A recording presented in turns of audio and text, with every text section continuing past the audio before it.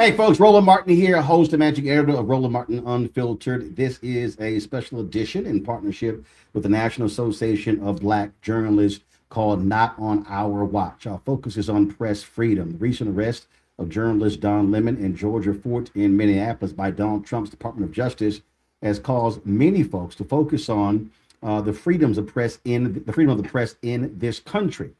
There has been lots of dialogue about this as we have witnessed these ICE arrests nationally, the protests taking place, and how this administration has frankly been targeting media, not just in the streets, but also in the White House. The attacks on media have been consistent. They have been all over the place. You've seen personal attacks hurled at journalists. This is probably one of the most aggressive administrations when it comes to its treatment of media we've seen since the Nixon administration. Joining me right now is Erin Haynes. She is the president of the National Association of Black Journalists. Of course, I'm also vice president digital on our board of directors.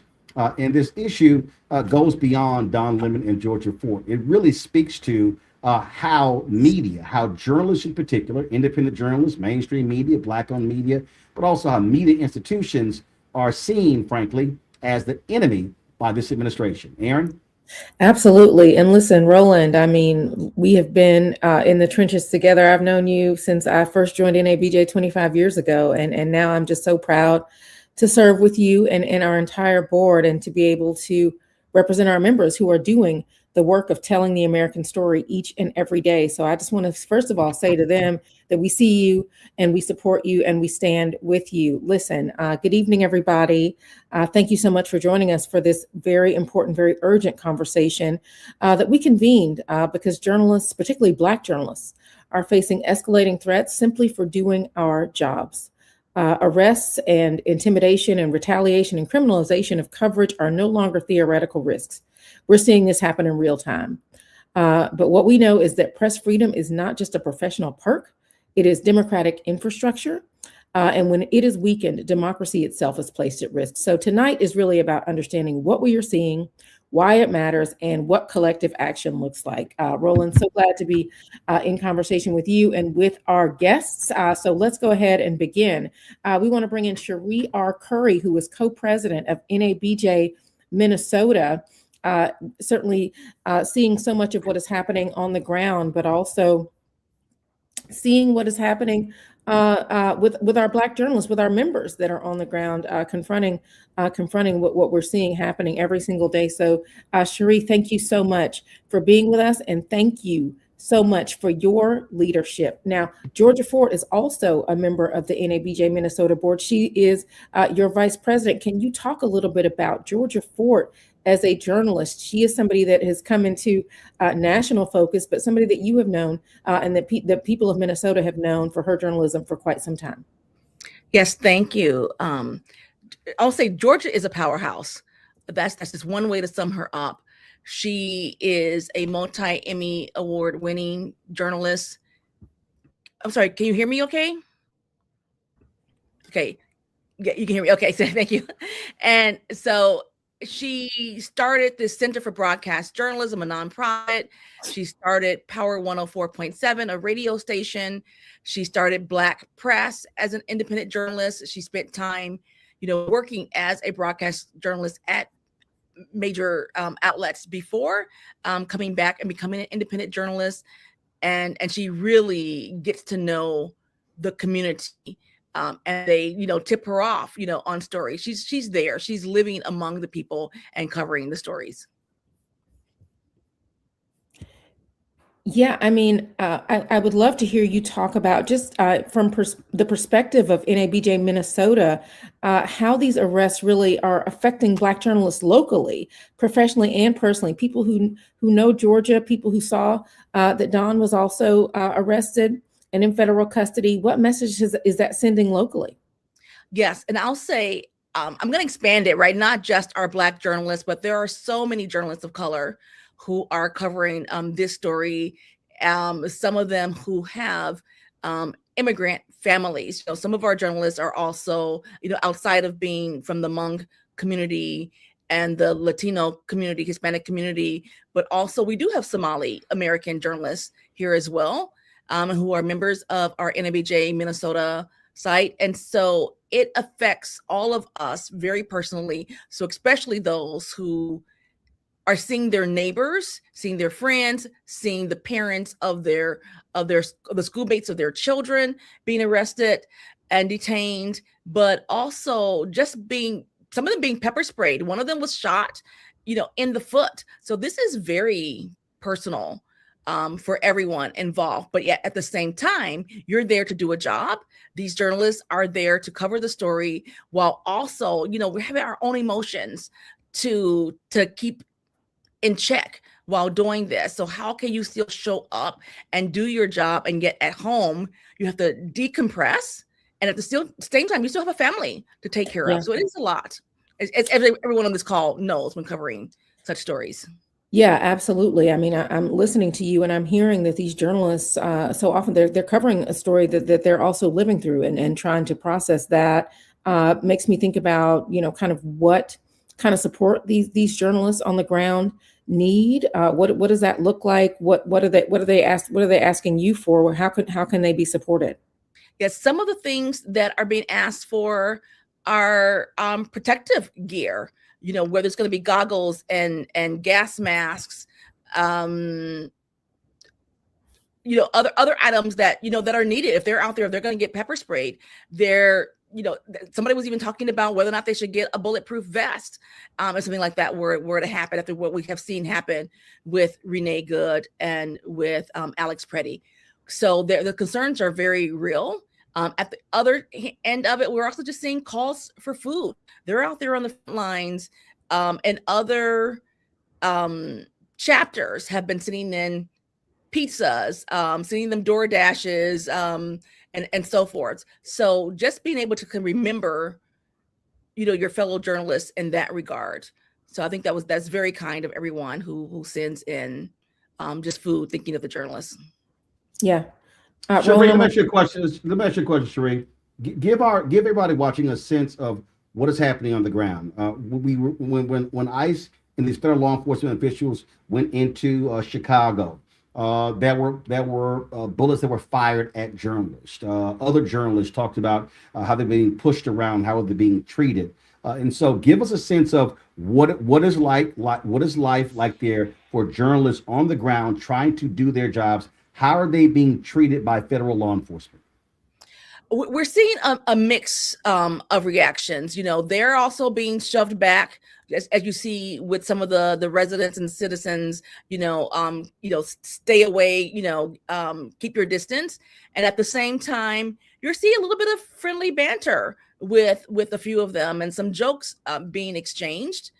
So it is definitely a mix. But at the same time, I know that the fear is also real when people are out there covering the stories as well as I asked this question on Friday, and I still haven't seen it. Has there been a GoFundMe or a legal defense fund or something along those lines set up for Georgia Fort? Because listen, this is gonna be, we don't know how long this legal battle is going to take, and it's going to take resources. Do you know if anything like that has been established? Their funds are being accepted through her website, georgiafort.com. There's a support button there. So I believe it's georgiafort.com/support. There's also a young man named Jerome. I'm blanking right now. Robertson. His video circulated a little bit earlier. Yeah. And folks in our control room, let me know when y'all have that video so we can play it. He's a young journalist who assisted Don, and he put out an Instagram video saying that he's now being targeted by the Department of Justice. Right. He was arrested this morning. Bondi put it on her X page. He has a GoFundMe up as well, so we can search his name. We're going to put that on our nabjmn.org site also later today. So he is someone, as a younger journalist, who really needs some of that help also with legal assistance, but so does Georgia and so many. I'm gonna say also some of these other journalists. We have so many independent journalists working on the ground here in Minneapolis, and we want to be able to kind of provide support for them in other ways as well. So we take a few donations through our nabjmn.org site as well to help some of the ones who aren't known, but definitely Jerome, Georgia, who are arrested and charged will have much larger legal funds. And Aaron, the young man's name was Jerome Richardson. Yeah. So we're going to pull that video up in a second. Go ahead. Yeah, I mean, the legal resources certainly seem like a thing that needs to happen. Cherie, I also wonder, I mean, are you hearing from members who, so many people that I've heard from across the country, even outside of Minneapolis, are seeing this and they're saying, what happens next? What about me? Could I be someone that could be targeted in this way? These arrests, are you worried that this could have a chilling effect to the folks who are on the ground trying to tell the truth and report from these communities about what is actually happening? We do feel that that is part of the intention, right? With the arrest of the independent journalists from Georgia Fort, Don Lemon, and others, as well as some of the activists who were, is to instill that fear. So yes, there is definitely that fear. There are, I won't name names, I won't name organizations, but there are other, like I say, other independent journalists out there who are doing this work. And I think that potential of that target of independent journalists who do not have the same resources behind them as those who work for media outlets, that's an added fear. You know, some of them may not have insurance that's going to protect their homes, protect their cars if they were to get into some kind of a legal battle. So yeah, it's very real.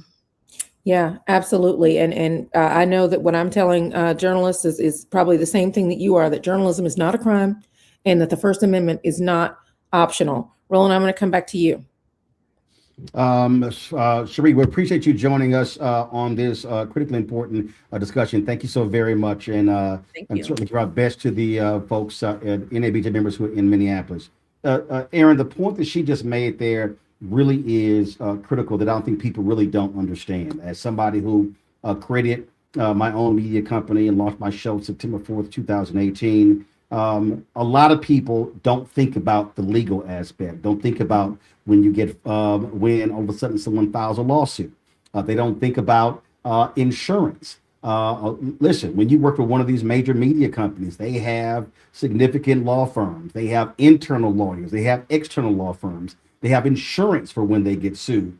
A lot of independent journalists, small journalists, Black-owned media, they don't have that. And so when you ask the question about it being a chilling effect, that is real because what this is going to do, this is going to give a lot of independent journalists pause when it comes to covering future protests. Hey, I might be targeted. And so folks don't think about it in those terms. And when we talk about legal, we're talking about, you know, $25, $50, $75, $100,000 or more to spend money on a legal fight. And listen, that's just not something that's in the budget for a lot of media, independent small media companies. Yeah, no, that's absolutely right. And as we are seeing media consolidation, we know that independent journalism is only growing, right? The number of freelancers that we are seeing, even in our membership, but across the country, and folks that are starting, independent media companies with that proliferating across the country. This is something that is going to have to become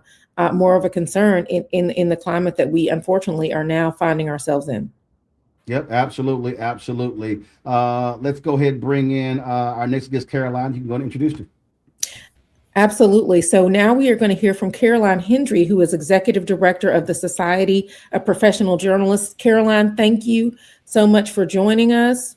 And also, thank you so much for standing with us. Caroline, the Society of Professional Journalists was among 40 plus press freedom organizations that stood with us when NABJ put out our statement in support of Don Lemon and Georgia Fort and of press freedom and democracy. So thank you for your leadership and thank you for your partnership. Well, thank you for bringing us together tonight, and thank you for your leadership. We were honored to join the coalition that spoke out against the arrests of these journalists. SBJ condemned the arrests of Don Lemon and Georgia Fort because arresting journalists under civil rights conspiracy and interference statutes for covering a protest represents a very dangerous escalation. with serious implications for journalists across the country, all journalists, whether they're independent or if they work for news organizations. Our concern is about the precedent that this sets. If proximity to a protest, advance awareness of a protest, or real-time reporting, live streaming something can be reframed as criminal conspiracy, that's very dangerous to our First Amendment rights and our press freedom. Caroline, Caroline, what have you been hearing from your members who are out there working these stories, giving you real-time feedback of what they are experiencing, what they are dealing with in trying to cover these various protests and how they're being treated? Well, we have heard from members urging us to speak out. I think the concern is that criminal law is not how we enforce journalism ethics, if that's the concern. And, we've heard, SPJ is known for the code of ethics. It's a really foundational text that is used in classrooms across the country and newsrooms across the country. And often people speak out and say, there's ethical issues here. Well, this is not how ethical debate should happen, right? Journalists, when they face arrest for news gathering, under theories that turn reporting into participation, that chills coverage of all protests. And that's what our members are worried about. They see that and they understand and feel threatened, to be honest. Our members are constantly having to cover protests, civil unrest. Immigration enforcement, as you know, is huge. So what was the focus of this? This was an anti-ICE demonstration, and that kind of protest is happening all over the country, and particularly, Minneapolis, St. Paul now are ground zero, but it's happened elsewhere and will continue to. And so our members across the country are involved in this kind of coverage, and they're very, very concerned that this chills coverage.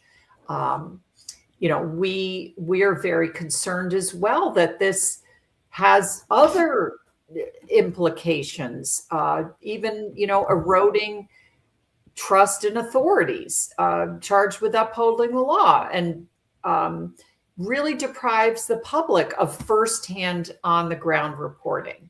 That's what we're really concerned about, and what we hear from our members who were interested in us speaking out. Now, not everybody agrees with everything that happened there, and we have heard commentary about that from our members. But, we are not about adjudicating contested facts, disputed facts at this point. We are not about making some kind of statement of, perfect ethics. The test of press freedom is not about whether everybody did everything perfectly that everyone would agree with. That isn't what the test is all about. It's the principle that we're really here to defend, is that journalists should not be arrested for doing journalism. Caroline, I asked the question earlier, a legal issue. Does SPJ know of, is there an entity that provides legal support for independent journalists, or is there a fund that you're aware of that independent journalists can, let's say, buy into, that operates as a collective that provides legal services? Well, that's a great question. SPJ has a very modest legal defense fund that sometimes can provide some assistance, but and I think the idea of getting pro bono attorneys is really important. There is an organization called Lawyers for Reporters, I believe, and that's one that folks should look at. Of course, Reporters Committee for Freedom of the Press also has legal hotlines that I imagine that your journalists are aware of. If they're not, Reporters Committee for Freedom of the Press, definitely look into that. They do provide pro bono assistance under certain circumstances. So that's another one to really look at. Yeah, those are the ones that spring to mind. The other thing, if you're out covering a protest and an emergency occurs, the Committee to Protect Journalists has a hotline that will connect journalists to resources in real time.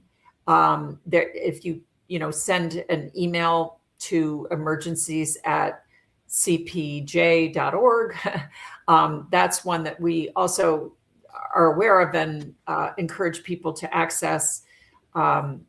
Yeah, it's just more and more of a problem. And you were saying earlier that often independent journalists might not think about this when they're going independent, about the need to have, it's one thing to have media liability insurance. It's another to prepare for criminal arrest. Yeah. Those are not the same thing, as you know. So we are entering, this is one of the big concerns about this, that we're entering what feels like a new era. Yeah. Well, and keep in mind, sorry, Aaron, keep in mind, Trevor Noah made a joke last night at the Grammys. Donald Trump is now threatening to sue him. This is what he's always done his whole career. And what people don't realize, you just can't ignore a lawsuit. So you actually have to fight it. You just can't say, well, this is no big deal. So even if somebody files a trivial lawsuit against you, you still have to defend it, and that's going to cost you some resources. Yeah, Aaron, go ahead. absolutely.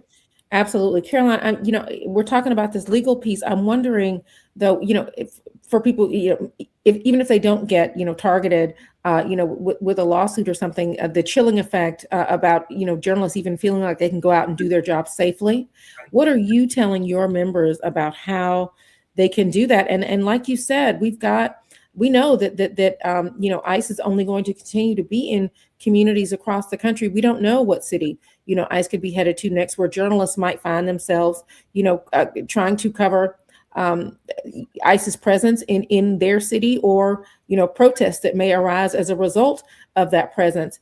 How would you characterize the state of press freedom in this country right now, as we're thinking about how that might continue to play out in cities across America?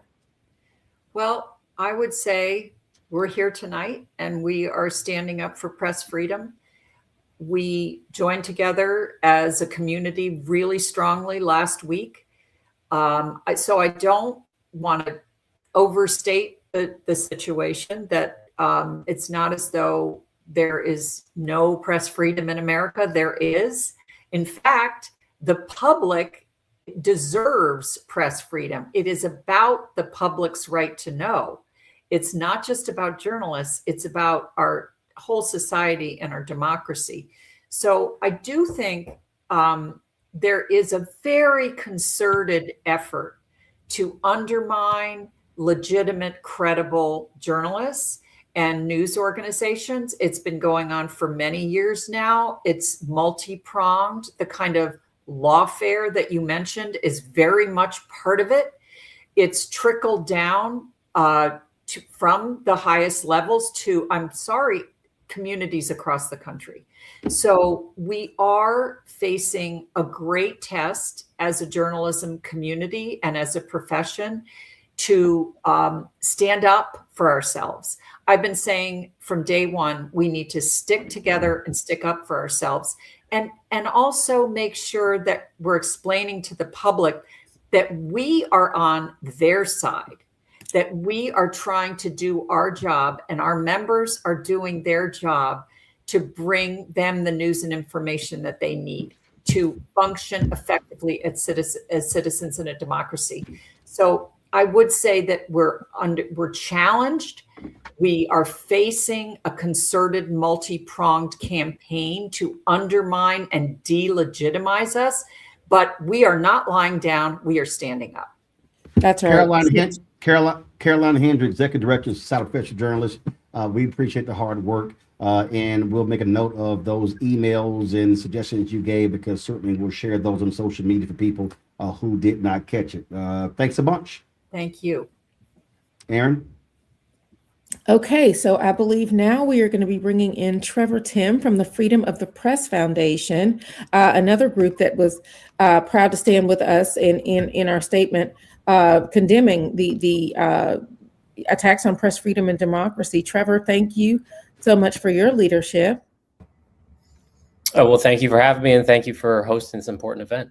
Absolutely. So listen, we're talking about the legal protections that currently exist for journalists. Can you talk about some of those? And frankly, I mean, are there areas where they are falling short? Yeah, unfortunately, the rights of journalists have been falling short, not just under the Trump administration, but in the last few administrations. You know, we run a website at Freedom of the Press Foundation called the U.S. Press Freedom Tracker, and we are trying to systematically document press freedom violations in the U.S. And in 2025, there was 30 journalists arrested around the United States doing their job, and there was hundreds who were assaulted on the job. You know, I think the nation has woken up a little bit after the arrest of Don Lemon and Georgia Fort, realizing how outrageous it is that the Trump administration is clearly setting out to undertake a vindictive prosecution, even though that we know that not one but two courts had already rejected the charges before Don was arrested last week. But what I think a lot of people don't know is that this is happening at the state and local level in a lot of different cases. And you know, you can look at Minnesota actually. Just in the past few weeks, you know, I'm looking at the U.S. Press Freedom Tracker right now. Just a few days ago, a video journalist was shoved and threatened with arrest by federal agents. Another reporter was grabbed and thrown down to the ground by a federal officer. Another was pepper sprayed. Another was clipped with tear gas canisters. Others were hit with rubber bullets and other quote unquote crowd control projectiles. And go on and on. There's been 19 incidents that have happened in the past 6 months in Minnesota. Many of them have happened just in the past 6 weeks. I want to, can you just expound on that when you say 30, 35 or so journalists, they were doing their job. They were arrested for what reasons? Just for people who don't understand these arrests. Yeah, absolutely. I mean, actually, 90% of the arrests that happened of reporters last year were reporters who were covering protests. So we actually don't count journalists in the U.S. Press Freedom Tracker if they were actually protesting, even though we believe that of course, is their First Amendment right to do so. We only track the journalists who are there covering protests or covering events that people are protesting. Oftentimes in these situations, police start mass arresting people. They are not respecting journalists' rights, even though they are often clearly labeled as press or have microphones or cameras in their hand. We've seen this going back to the George Floyd protests in 2020. Actually, there was over 100 journalists arrested during the George Floyd protests. And in the United States, covering a protest is probably one of the most dangerous things a reporter can do. Now, almost all of these arrests have been illegal. The police have almost always let them go. They will drop charges almost immediately or not file charges. Even if charges are brought, they are usually almost always dropped before a trial, because prosecutors end up finding out that, yes, the First Amendment does apply here and they are going to lose. But of course, there is this huge chilling effect on journalists that happens to. And of course, a huge chilling effect on journalists to just hear about it, like all the journalists that are hearing about this now. And so this case, the Don Lemon and Georgia Fort case is different because the reporters weren't arrested caught up in the moment. The Trump administration purposely has gone after them. They went to one judge who rejected the charges, then they went to an appeals court, and then they rejected the charges again. So clearly this is a vindictive move intent on chilling journalists and scaring journalists into not doing this in the future. Yeah, I mean, Trevor, I'm just struck by what you said there. I mean, in the U.S., covering a protest is one of the most dangerous things a journalist can do. And listen, we know for Black journalists, we disproportionately are covering things like civil unrest, protests, immigration, right? Police violence. We are the ones that are disproportionately covering those. So to hear that means that we are disproportionately at risk for some of that danger. So can you just talk about what journalists should know right now about what their rights are when covering protests or state action? Well, it really depends state to state, because thankfully there have been a lot of lawsuits that have been successful over the past few years. There's one going on in LA right now. There was one, a landmark settlement in Minnesota after the George Floyd protests. Police should be respecting press rights in protests and treating them differently than they are treating everybody else on the scene. Unfortunately, what we have seen is that is not often the case. And with ICE especially, they seem to have no concerns about running roughshod over reporters' rights. Reporters in almost all of these situations are clearly labeled with press vests. They're often standing back from the scene. They have cameras. It is obvious what they are doing. They have a right to film federal officials in public spaces. It's actually another issue that is important to bring up right now, which is the right to record. The idea that ever since cell phones have become ubiquitous in our society, court after court after court has ruled that everybody, whether you're a journalist or not, has the right to record government officials in public places. And what we have seen from all of the cell phone videos, whether it's the horrific murder of Alex Peretti or just the various videos that have been circulating online, ICE is essentially claiming that because cell phone videos could quote unquote dox their agents, that the Trump administration may consider it illegal. So we've seen many videos of people having their cell phones seized or knocked out of their hands, or even ICE agents saying that they're going to put people on a domestic terrorist list because they are merely exercising their First Amendment rights. So there are a lot of safety concerns and worries for journalists or just ordinary people who are exercising their rights. And while these rights have not gone away, they still exist. It is a dangerous situation that everybody potentially is putting themselves in.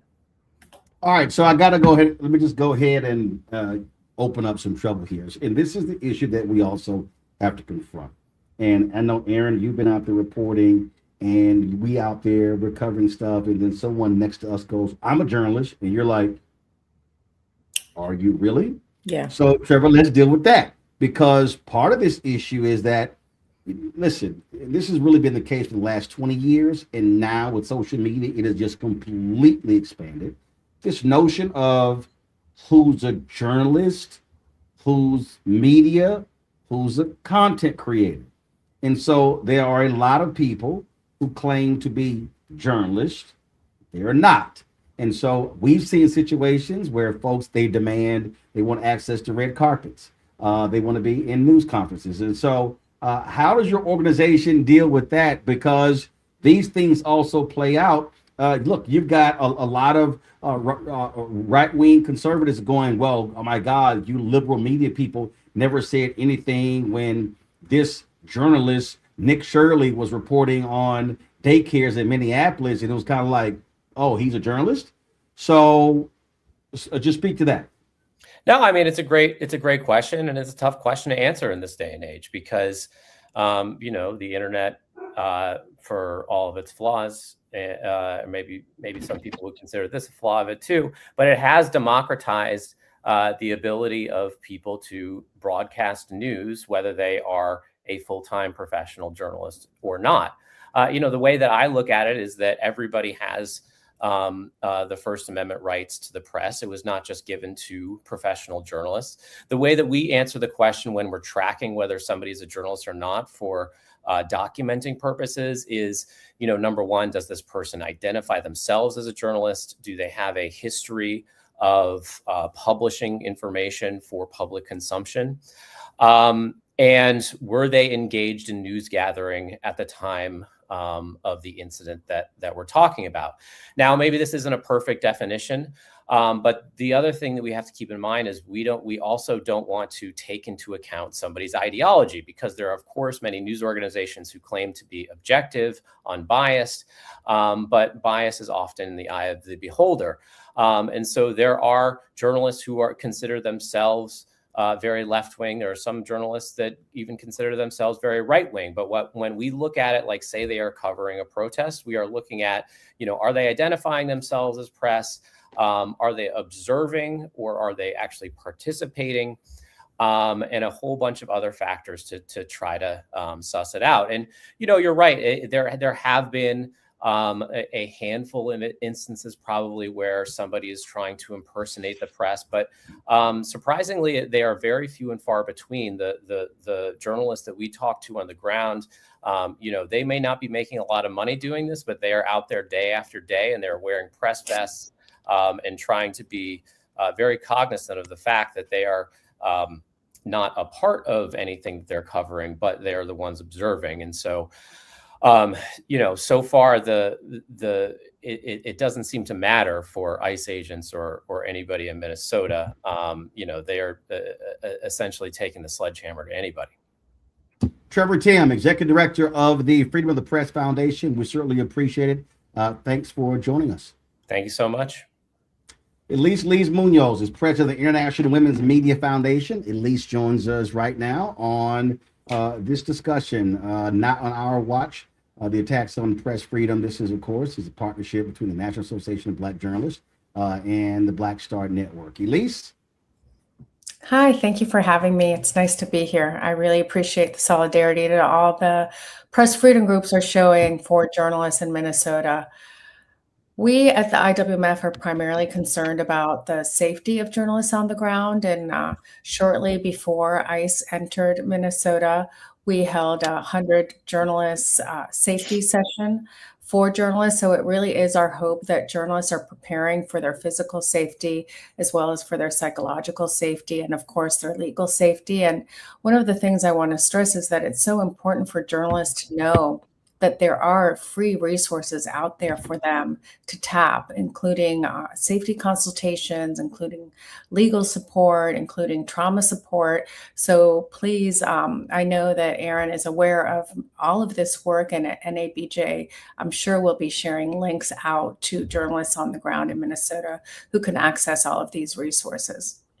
Yeah, I mean, Elisa, I'm so excited to be, in solidarity with you and in partnership with the International Women's Media Foundation to be thinking about how we get these resources to members. So much of this, like you said, is free that you all are providing for journalist safety. And I just wonder if you can talk about, because you have been doing these safety trainings in the United States. These are the kinds of trainings, these are the kinds of things that your organization has been thinking about for journalists outside of this country, journalists that are covering conflict, that are covering war zones, frankly, in other countries. Can you just talk about what that looks like to now be thinking about having to do that here in this country, and what message you think that sends?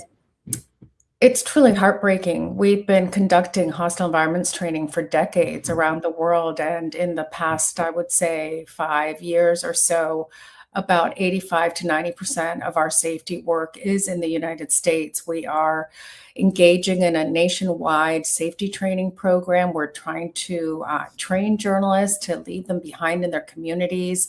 And the need is so astounding. And like I said, really, truly heartbreaking that we've had to turn inward and focus most of our work in the United States.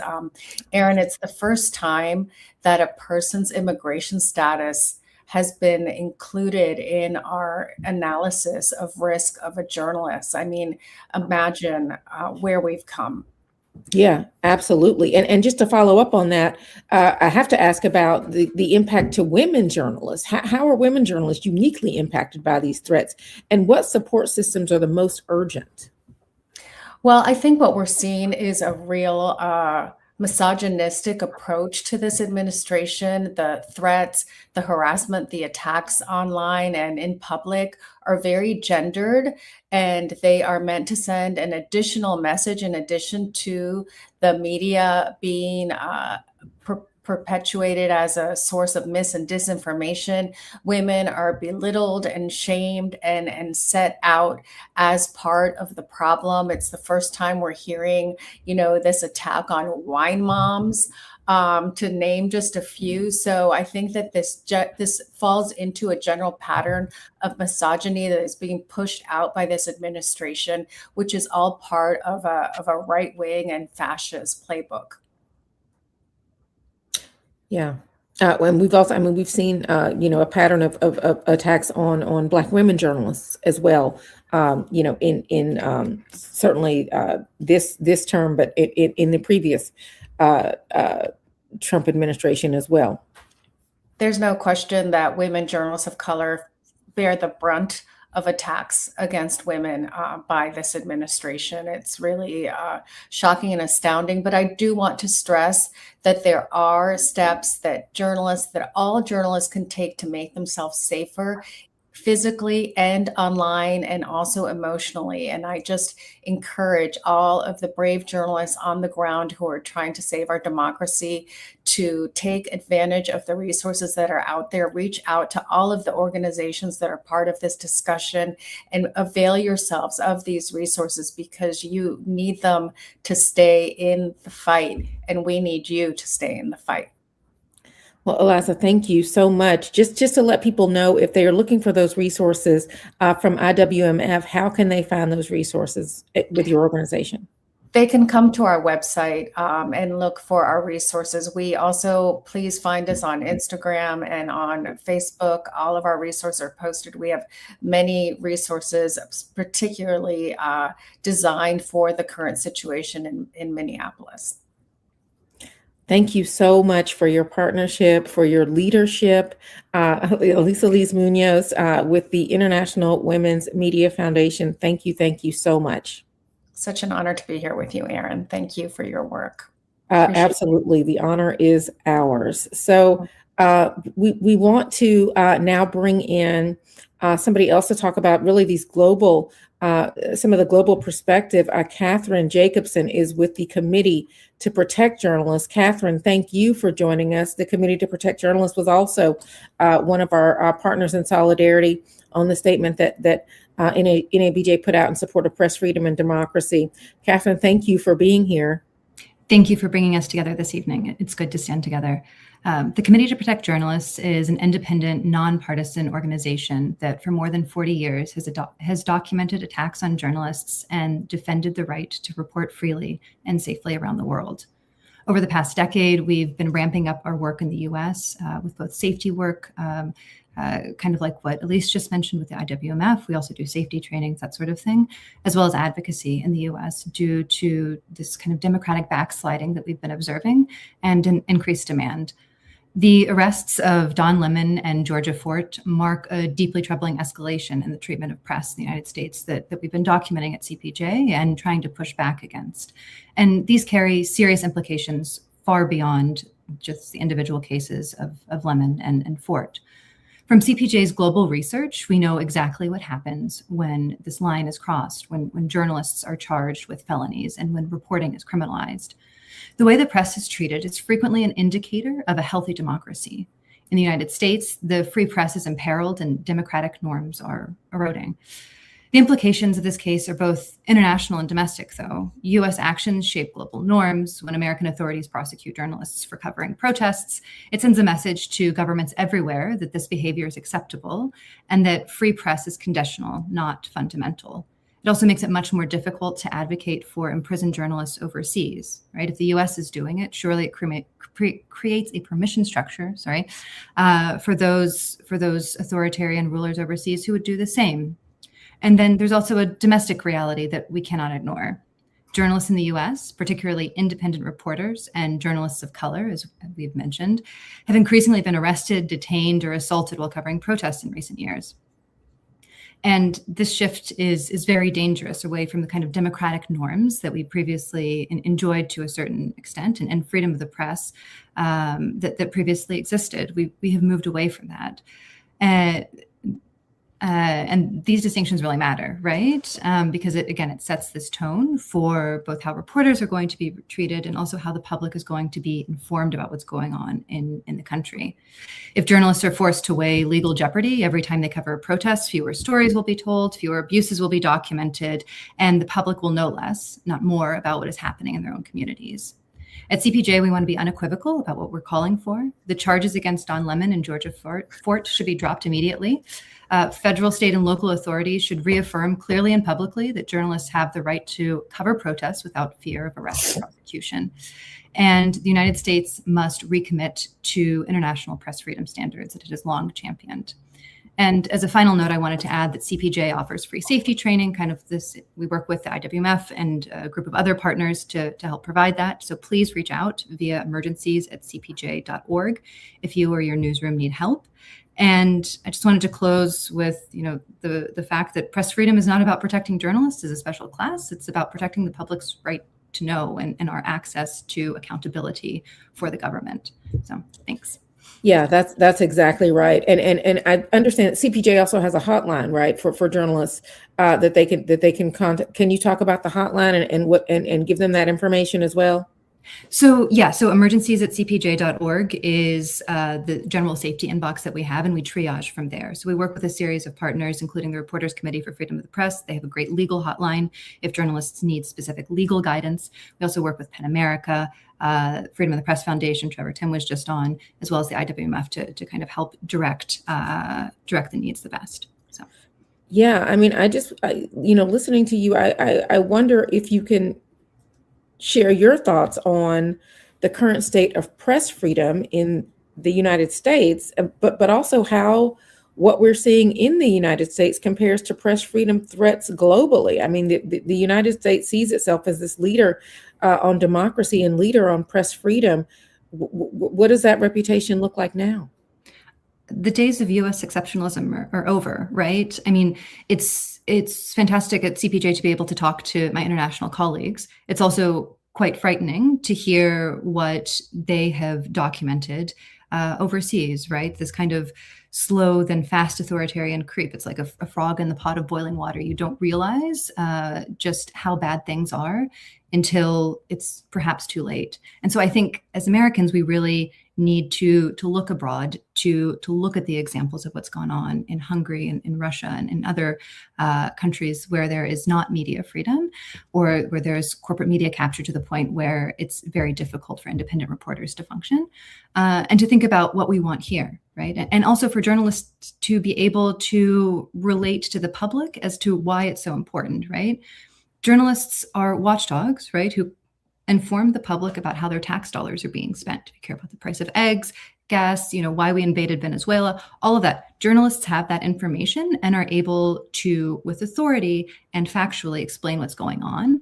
And without that accountability mechanism, I guess we're all just left to think that the government will spend our tax dollars correctly, right? And I think that's a really important message that we as the media community need to be conveying as well. Hey, Catherine, I have an extensive DVD and Blu-ray collection of documentaries, historical movies regarding African Americans, but also movies on journalists. Mm-hmm. And so I was cataloging those last night, and I came across the movie Veronica Guerin, an Irish investigative journalist who was killed because of her work. And we rarely hear in the United States of a journalist being killed for their work. I think about Chauncey Bailey on the West Coast, and NABJ was very much, our members were very much covering that. But I don't think a lot of people understand that this work, being a journalist, is actually dangerous. There are journalists in different places that have been killed. There are journalists that have been working, who have been covering what took in wars, what took place in Gaza, the number of journalists being killed. And so people really need to understand that this is not just, a theoretical conversation we have here. In a lot of places, if you are a journalist, you have a bullseye on your back. Exactly. And I would argue, quite frankly, that it's a failure of imagination is part of how we got here in the first place, right? Thinking that we're safe, that institutions will hold, and that this type of violence that we've seen in other locations, right, won't come home to us. And it will, right? Chauncey Bailey, yes, of course, is an example, and also quite important how the journalist community there came together to cover and report on his murder. And if memory serves, right, help figure out who actually killed him. Same thing with when a journalist was killed in Las Vegas in retaliation for his reporting, right, stabbed on his front lawn several years ago. So we have these kind of disparate cases, right? But I think we're able to intellectualize them as one-offs rather than, and frequently they are, right? I don't want to cause fear unnecessarily. Right. But I also think it's important for us to look at those examples and realize that, those examples overseas, there are domestic parallels sometimes. We just don't always want to look at them. Catherine Jacobson, U.S., Canada, and Caribbean Program Coordinator for the Committee to Protect Journalists. We certainly appreciate the work that y'all do. And again, the phone number, if someone needs your assistance, is it a phone number and email that they call? Email, emergencies@cpj.org. Emergency or emergencies? Emergency is plural. So. Got it. Emergencies at cpj.org. cpj.org. All right. We appreciate it. Thanks a lot. Thanks so much. Thanks. Okay, so we are having a robust conversation about press freedom and democracy, what journalists can do to protect themselves in this rapidly changing climate where they are covering what is happening in this country under increasingly challenging conditions. And so next we want to bring into the conversation John Schluess, who is with the News Guild CWA. John, thank you so much also for joining, for answering the call, joining our statement of solidarity, and for showing up here tonight to talk about this very important issue. Oh, wait, John, I think you're on mute, John. Can you hear me now? Now we got you. All right. Well, I'm so happy to join with the National Association of Black Journalists in that message. We got to stand together in this moment. We're the largest union of journalists in North America. We represent about 27,000 workers. We represent journalists and media workers at more than 300 news organizations like the Washington Post, the Wall Street Journal, the New York Times, ProPublica, Politico. We represent a lot of folks in Minnesota at the Minnesota Star Tribune, the St. Paul Pioneer Press, and just many, many other news organizations. And thousands of journalists have been standing up, organizing, building a union. Folks like me who never knew that you could form a union, actually to save their publications, their newsrooms for the public, and also fight for protections in their newsrooms, things like protective equipment and a lot more. So yeah, I'm happy to stand here and be with y'all tonight. And we're happy to have you. Listen, I want to ask you, though, I mean, you talk about all of these the journalists and all of these different media, these newsrooms that you are representing. So many of these newsrooms right now are dealing with layoffs, dealing with consolidations, dealing with weakened labor protections. How do these things make journalists more vulnerable to intimidation or retaliation? It's a great point. And I'll point to Karen Attiah at the Washington Post, the only Black columnist at the Washington Post who was fired illegally. We are arguing and fighting on her behalf. She's also fighting for herself. Her colleagues have been fighting with her because she posted on Blue Sky, I think pretty innocuous posts on Blue Sky. And it's really, I think, an intimidation by some of the owners like Jeff Bezos, which has business interests with the Trump administration, not aggressively speaking out and silencing people who are employed by the organization to actually deliver opinions. We saw just 3 weeks ago, Hannah Nathanson, who had her house raided by the FBI. And the FBI seized 2 of her laptops, 2 of her phones. She's a member of ours at the Washington Post. I mean, it's just an all-out assault across the board. And we're seeing more and more journalists need to fight for protective equipment, which is something you can do in your newsroom with your colleagues. And one of the things that we've been fighting for, you can fight for protections on not being doxxed. But you're right, the landscape has been bad. We've lost more than 45,000 journalist jobs in the United States in the last 15 years. That's a terrible stat. We shouldn't be losing this number of journalists. The economic headwinds are not great for a lot of news organizations, particularly in what used to be legacy newspaper companies that have been slow to transition to digital. We also have a lot of consolidation and the financialization of the news, where you've got hedge funds like Alden Global Capital and Chatham Asset Management. Now, Alden really owns a lot of Tribune companies. So think the Chicago Tribune, the South Florida Sun Sentinel, the Allentown Morning Call, and Chatham Asset Management owns McClatchy. Think of the Miami Herald or the Idaho Statesman. And Gannett itself has a lot of financial intertwines. And that alone is actually creating a stress to try and absorb and suck out as much of the financial gains that these companies can, rather than investing in journalism. So it's an attack in that framework before you even get to the fact that the Trump administration is directly attacking journalists. Folks, if you actually see John's title, of course, it says that the News Guild CWA, that's Communication Workers of America. And so, John, I'll be sure to tell Claude Cummings that you on your job. I've already sent him a text. You were talking about, all those newsrooms covering. And I think back to when I worked at the Austin American Statesman, the Fort Worth Star Telegram, and heck, even KRLD Radio, CNN. I don't recall getting guidance, being able to go out. When you think about, gas masks, you think about how do you protect yourself. And that's the stuff that again, a lot of people don't realize. We're now at that point. When I cover protests, the likelihood of me getting hit with pepper spray or gas, a big attack, with tear gas was virtually non-existent. Hell, now you better grab a gas mask with your pen and pad or your camera, your phone when you're recording. Yeah. And Google how to, what to do if you get tear gassed, in terms of what to do with your eyes and all the rest, figuring out where to even get a gas mask if your news organization is not providing that, or your institution, you're not attached to an institution that may be even giving you protective personal equipment. Yeah, it's a huge issue. And it's sad because journalists shouldn't have to think about this. We just want to do our job, right? We have this wild itch to go out in the world, find those stories, and then bring them back to the rest of the public. And so we don't typically have to think about safety, but more and more we do, because we're seeing the way that federal agents are attacking. You had Trevor on earlier talking about the violent police response in the aftermath of George Floyd's murder.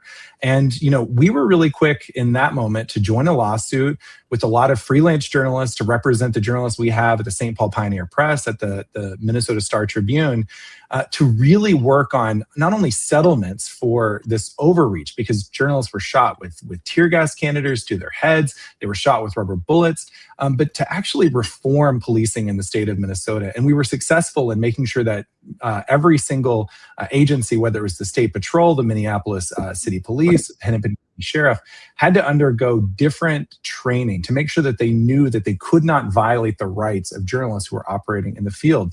But you're absolutely right. And so one of the things that we're really pressing for in a lot of our newsrooms, and we represent now the journalists at the Austin American Statesman and the Fort Worth Star Telegram, is to make sure that employers are providing protective equipment.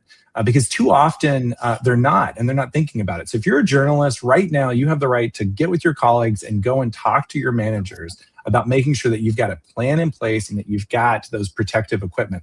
The other thing that's really important, gas masks, shatterproof goggles, helmets, ballistic vests, and more, but also having the right to be able to refuse an unsafe request to go out and cover something. That's also something that you can contractually fight for. It's one of the things that we fight for at the bargaining table in all of our newsrooms, to make it so that if you do not feel safe going to that event, that you can actually safely refuse it and not be punished for going out there. And that's another thing, is making sure that you have basic job security, because we're seeing so many news organizations capitulate to the Trump administration right now and eliminate and fire journalists at will. And so that's one of the other things, is fight for job security in your contracts.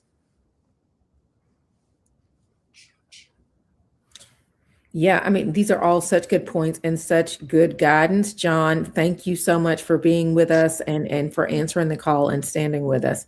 We appreciate you. Of course, solidarity. Thanks so much for leading this effort. Absolutely. Okay, so we are going to move on forward with this conversation here. And I want to bring in next, I believe that we have Karen Rundlet from the Institute for Nonprofit News, another one of our partners who we're so glad to have with us tonight. Karen, are you there? Thank you so much for being here. Hi, Erin. Thanks for doing this. Roland, thanks for doing this. This is great. Absolutely. And I want to talk about one of my favorite topics, nonprofit newsrooms, and the role that nonprofit newsrooms can play in really preserving accountability journalism, especially in hostile environments. Thank you.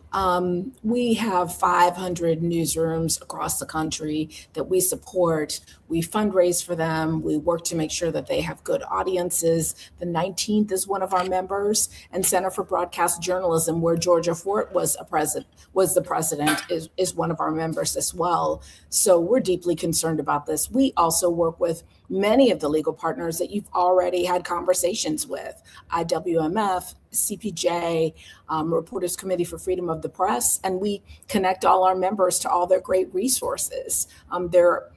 There are attorneys available. We offer delete me licenses so that you can scrub your private information from the web so that you're not doxxed. And I just want to say as well, reporters are walking the streets now. We're in touch with our members from Minneapolis, Sahan Journal, and on one arm there's a Sharpie with an immigration attorney and a name and a phone number on one arm, and the Sharpie on the other one is the First Amendment lawyer's name and a phone number. So that's kind of what's going on today at INN with INN members. Yeah, and Karen, there's somebody in the chat that said maybe journalists needs to have private police protection too. Police on police. Let's see how that works. We've seen that. I only see that on the network level in really large media entities. Mm-hmm. That ain't possible for nonprofit newsrooms. No. Yeah, I mean, look, the thing is that we're trying to make sure that our members, some of them are small, some of them are larger. ProPublica is a member, that's a larger member. The 19th is a good sized newsroom as well, but there are smaller local newsrooms certainly. And we do make sure that they have attorneys to reach out to. And very important is media liability insurance. So that's something that they really have to do. But we do connect them to lawyers, pro bono lawyers, when they're in trouble. Yeah, I mean, Karen, just listening to you describe this, I mean, I'm wondering your take on the state of press freedom in this country and the message that these arrests send to the folks, the kind of folks that are in INN, and what are you hearing from them about how they're thinking about this, how they navigate this moment, and how we do our job safely? Sure. Well, you know, like I said, we're trying to make sure that they're physically safe, that they're digitally safe, because there are also a lot of attacks online. Elisa was on the town hall before talking about specifically for women and people of color, the horrible offensive attacks online. So the things that our members are really concerned about actually are very much around covering protests, immigration coverage, protecting their staff and their sources. There are a lot of creative workarounds that people have come up with to make sure people aren't alone going into situations like this, to make sure they have conversations about who they can call. You know, I mentioned, of course, having phone numbers, having phone numbers with you at all times to be able to reach someone. Also then, and making sure that their resources to manage and process the trauma of all of this. Well, you're absolutely right. The trauma is a real part of this, and people have to deal with all of that. And so it is not easy, but many of these journalists are out there doing their job and doing it quite well. If folks need to read, if people want to join your organization, if they want questions, where should they go to get information? INN.org, the Institute for Nonprofit News. We call ourselves INN. And I wanted to mention before, Roland, you were talking about credentials and the difference between a creator and a journalist and an influencer and who's who in these times. We make sure we do vet our members, and they do have to be producing original original reporting. It can't be somebody who just puts together lots of news releases on a website. They do have to be doing original reporting. They do have to be independent. And they do have to express that in certain ways and demonstrate that in certain ways. And they have to be transparent as well. So we actually do credential them. And, that's something that we can really stand by. We can say, you're an INN member, and we do provide credentials for them as well. Karen, thank you so much for your insights here, and also for your leadership, and for telling us more about INN and how folks can get involved, and also just the important role that nonprofit newsrooms are also playing right now as we are covering the story of who and where we are as a country. Thank you. Thank you for having me. Thank you for leading this. We are with you 100%. All right, we appreciate it. Thank you so very much. Mike Balsamo is the president of the National Press Club Journalism Institute. Mike joins us right now. And then just a note, folks, after Mike is going to be Karen Bass, the mayor of Los Angeles. Mike, how you doing? Okay, how are you? Doing great, Mike. What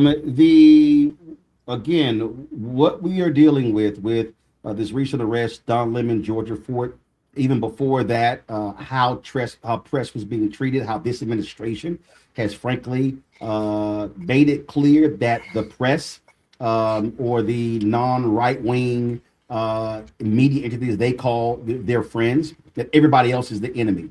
And we have never seen, now we've had historically relationships between presidents and administrations and bad blood and feelings and don't like this editorial or this particular reporter. But even if you count Richard Nixon, I don't think you've seen the level of vitriol that has been directed towards media. Donald Trump's campaign in 2016, also 2020, 2024, pulling credentials, keeping people in sort of like a pen. Just the treatment, again, deciding, upending press pools, who sits where in the White House press room as well. It's been a direct attack on the free press of America. Yeah, it absolutely has, right? And first, thanks to NABJ for pulling this together very quickly, because, when threats to press freedom escalate rapidly, our response collectively has to move just as fast. But, as you say, a free and independent press isn't a partisan value. It's a democratic one, and it's not something journalists defend for ourselves. Right, we defend it for the public, and when journalists are arrested or detained or threatened for doing their jobs, the harm doesn't stop at the reporter. It shapes what the public sees, what questions get asked, what truths are allowed to reach the light of day.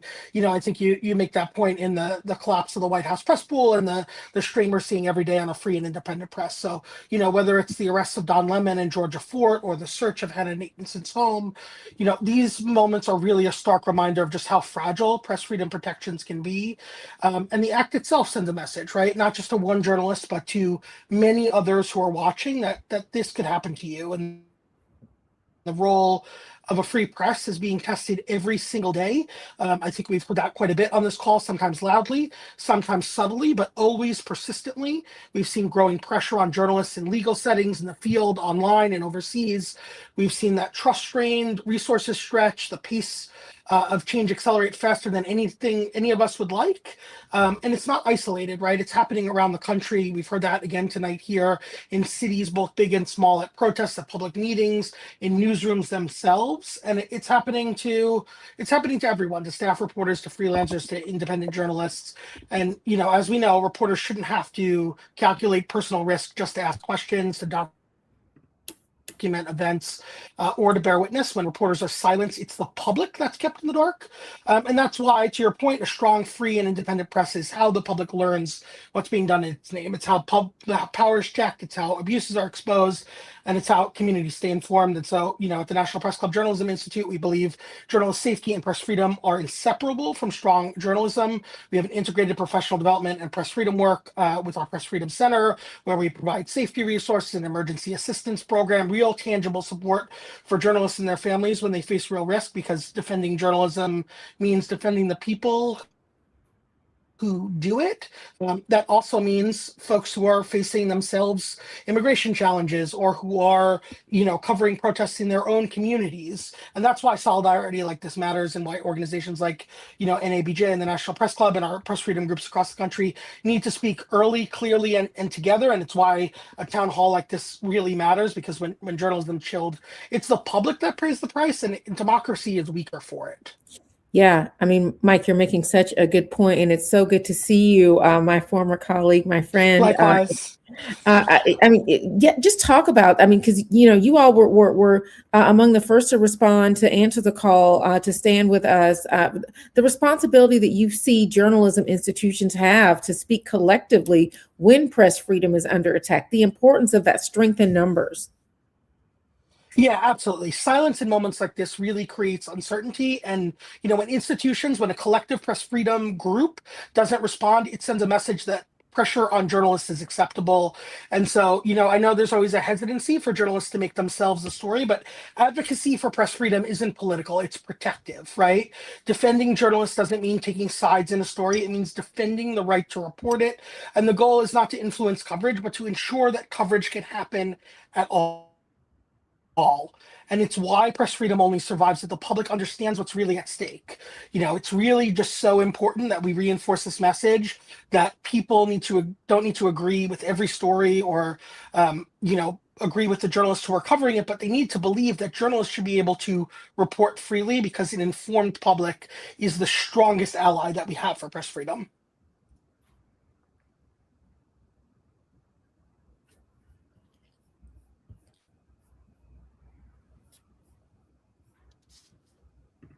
All right, Mike, question for you. Folks want to reach your institute. They need assistance. How do they do so?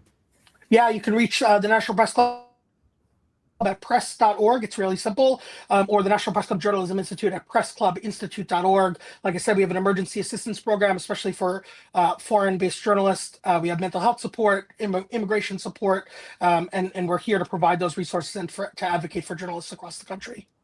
All right, then. Mike Balsamo, President, National Press Club Journalism Institute. Thanks for joining us. We appreciate it. Thanks so much for having me. Folks, Karen Bass, former member of Congress from California, now the mayor of Los Angeles. She joins us right now. Mayor Karen Bass, how you doing?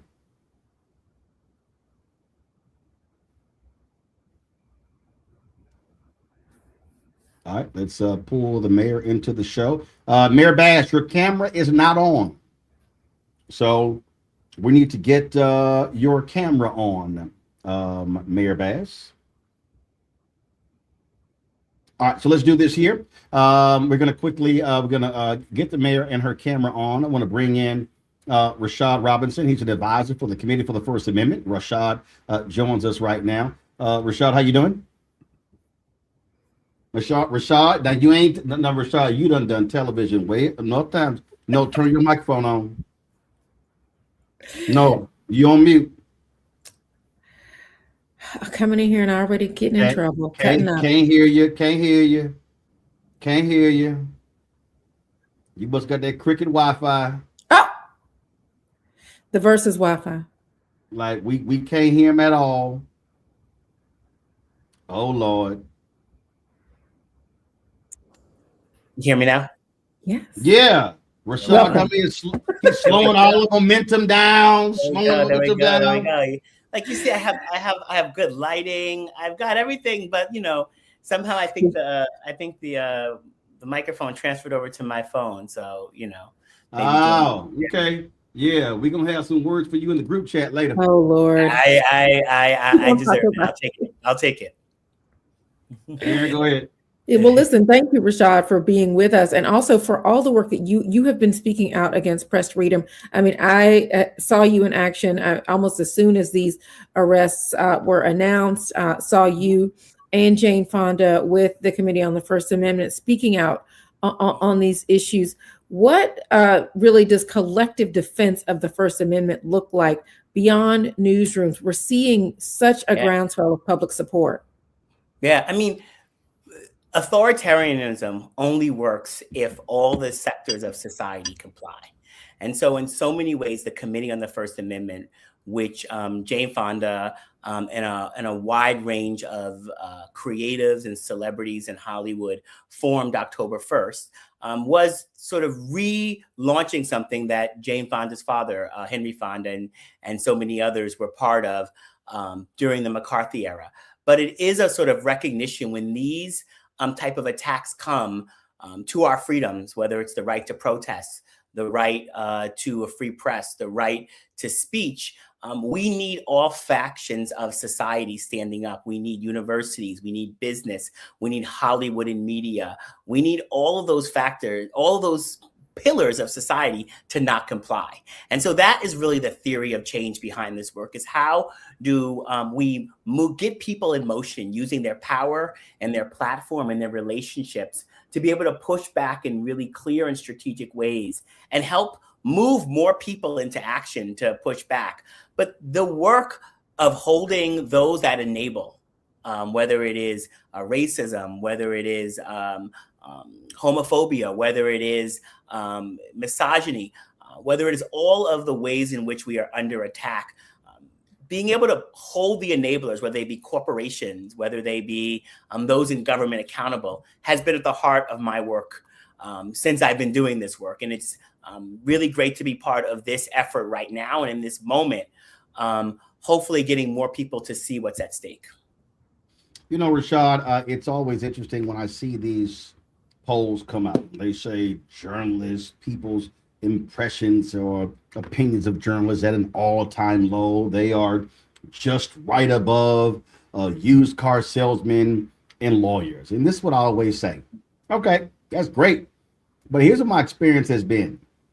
When folks get their ass in trouble, they often call a journalist before they call a lawyer. Yeah. It's amazing the number of people, whether they're in prison, whether they've been fired, whether they are going through trouble. My email is filled up. My entire career, it's always been the case. When people need help, they often are calling media. So I never pay any attention to those stories because I always say, you know what? If your life is going good, okay, that's fine. But when you get in trouble, the two people you're going to call, journalists and lawyers. Yeah. You know, it's always funny what we say we're for or against until we're like under attack. You know, I know people that you know, like don't want to have anything to do with a higher spirit, but when something goes down, they're like, you know, praying. Lord, listen, I mean, churches, mosques, and synagogues were packed after 9/11.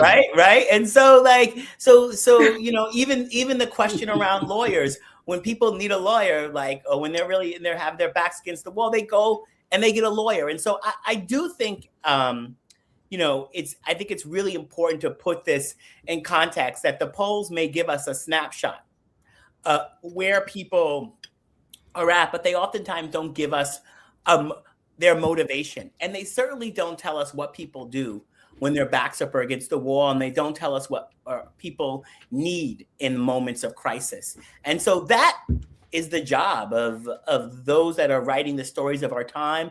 That's the job of activists like me to help make sense. So whether it's journalists or people who are trying to motivate people to action, we are the ones that are often trying to make sense of how the world looks and giving people, whether it's the information as journalists do, to be better citizens, to be better informed, whether it's or the work that I try to do every day, which is help people figure out how to take action in the most strategic ways. This is part of the work. And I think for people who are sort of watching what's happening at home and maybe think they're sort of a step removed from what they can do or how they can engage, one of the ways you should be thinking about all of this is that you probably have a job or maybe know someone that has a job that has a pension fund. Where is that pension fund being invested? You may have went to a university that has an endowment. Who's investing that endowment? Is Bill Ackman investing in, or is it being invested in places that are working against your power? Like, these are all opportunities every single day that we begin to take on those that are enabling this moment we are in. Because the inequality that's happening, the attacks on journalism that's happening, the attacks on our ability to even fight for a better future, right? Like, Roland, every single day, Erin, every single day, you help us make sense of so many different issues that are important to the community. But the issue of the First Amendment is not simply like about whether or not we care about this issue or that issue. It's about whether or not we even can fight for the things that we care about, whether we can even raise our voice, whether we can even push back in moments of crisis. And so that for folks who are like paying attention, we all have a role in being able to protect our ability to fight for a better future, to fight for the things that we care about. Yeah, I mean, I think that's exactly right. And why you're seeing this so much of this public support, because people are understanding this is not just about any one journalist, about any one protest. This is about the public's right to know. And so now that folks are increasingly engaged and paying attention to this issue, it is important that they have kind of the tools and an assignment, frankly, for them to know how they can support trusted messengers in their communities, and how they can be getting and committing to, getting accurate and honest information. Yeah, I hope that people visit our Instagram at 1A Committee. I hope people will sign up or go to the website actually and just check out what we're doing. This is really a committee for those who are in the industry, in the Hollywood industry, who are making content, writing, producing on air, in television and movies. But what we're trying to do is organize this sector. But every single one of us lives in a sector in society. We are, we work in a business. We are part of a faith community. We have all sorts of ways in which we engage every single day. And we're going to need more of us to use the place in the space that we occupy to fight, to stand up, to use those spaces to say enough is enough. A line has been crossed. And that, I think, hopefully, if anything comes out of these deep attacks that are happening, it's a recognition that we have to build what's coming ahead. And, I oftentimes say there is no time machine that I want to get in, go back to, maybe for music or clothes. But for the most part, I don't want to get out of a time machine at a different time. I want us to go forward. And part of what we're going to have to do is we're going to have to fight for what the future looks like. And that means that we need to take some of these rights forward with us. And in order to do that, we're going to need all of us in the battle and in the effort. And so I'm so glad that you all are bringing us together in this conversation, this moment. And hopefully folks who are watching recognize that it's our responsibility to not just be passive observers, to not just sometimes retweet or amplify, but to do things in our own spaces and places, to call in the people in our lives, in our communities who are not speaking up, to hold the institutions that are accountable that we may give our money to or that we may be engaged with. All of this is part of the work at creating an environment where people recognize that things have changed and it's not enough to be silent. It's not enough to simply be silent, that we have to do more. That's right. All right, Rashad Robinson. He ends with, "It's not enough to be silent," and we luckily got his microphone on. I set you up. Rashad Robinson for the Committee for the First Amendment. We appreciate it. Thanks a lot. Thank you. All right, I think she now has her camera on. Let's welcome to the show former California Congresswoman and now Mayor of Los Angeles, Karen Bass. Mayor Bass, you there? There we go. I'm here. How are you, Roland? Great. Aaron Haynes, the president of the National Association of Black Journalists, joins me as well. So we're glad to have you on. You were one of the first political folks who came out swinging with the arrest of Don Lemon and Georgia Fort on Friday. Why was it important for you to weigh in the way you did? Well, first of all, they arrested him in my city, and I'm not going to stand for that. I mean, it's just, just when you think you thought you've seen it all from this administration, you see something like this. So now, as far as I'm concerned, all of you are at risk. And the whole organization, the National Association of Black Journalists, and I know you're all looking at this, but one of the things that a number of us were talking about, at least in California, the Black elected officials, is how do we help you guys build a legal defense fund? Because, how is it that in Minnesota, which is, a state that is overwhelmingly white, and that protest, which to me didn't look too diverse, you get 2 Black journalists arrested. And in total, there were 4. And I just, I mean, again, just when you think you've seen it all, we see more. But I'll tell you, one of the things that happened here is something we need to think all about. We need to think about too, not necessarily journalists, but Keith Porter, the fact that he was killed by off-duty ICE agents, it made me realize that we probably have thousands of off-duty ICE agents, or agents of the Custom and Border Patrol. They're doing such a massive recruitment, and that massive recruitment, they're fast-tracking people through recruitment and training. So we're going to have all of these rogue individuals in our neighborhoods. We don't know what kind of training they've had. And you think about Minnesota, they have a police department of 600, but thousands of various agents there that pretty much overtake the local law enforcement. And so we don't know what kind of standards or training they're coming into. And so we need you guys reporting this story, in ways that are so important now, that even more important than the past. But we also got to make sure that you guys are protected. And I worry about you freelancers, that you don't have an institution that's going to pay your legal bills or help with you. Well, to the point you just made there, I had the vice president of the National Organization of Black Law Enforcement Executives on my show Friday, and he said one of the problems that they face is that ICE is coming in, or federal law enforcement is coming in. Case of Minneapolis, 3,000. That's far larger than the actual Minneapolis police force. And he said the problem is they're causing problems for us that we then have to clean up, and they also are concerned that they get mistreated by the very same people. So they actually mistreat the local police. Look, when the National Guard was here, we have Latino members of the National Guard that when they were off duty and out of uniform, got pulled over by other National Guard. I mean, this stuff is just so out of control, and it's just so racially targeted. We have a police department here in Los Angeles that's almost 50% Latino. So now the police officers have to worry. Don't go home from work without your uniform on. Yeah, that is definitely part of where we are right now. I'm listening to you, Mayor Bass, and I'm hearing you thinking about how local leaders should be thinking about how to balance public safety and press access, especially during protests or civic unrest. I mean, do you see, are you talking to even other mayors about what message to send to law enforcement about journalists' rights right now? Well, yes. I mean, the mayors always talk with each other, always get together. And what's been happening in LA is happening in Los Angeles County. It often gets covered and people think everything is happening in the city. But our county has 88 cities in it.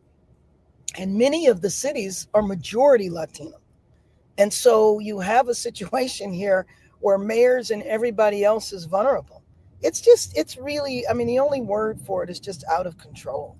And we just don't know to what depths that, they're going to go. So yes, talking to our local law enforcement. But again, in some situations, the local law enforcement is overrun or preempted.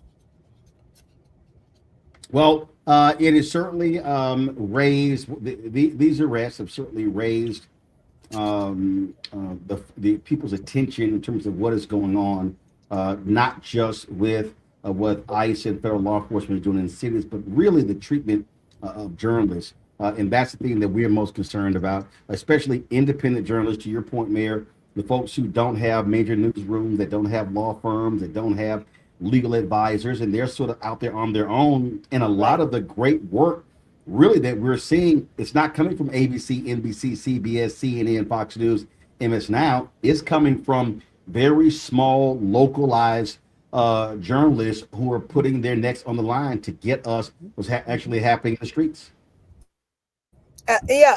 Absolutely. And I think more and more as we watch broadcast media kind of fade out, we do have, that's why I worry about you guys, because you don't have institutions.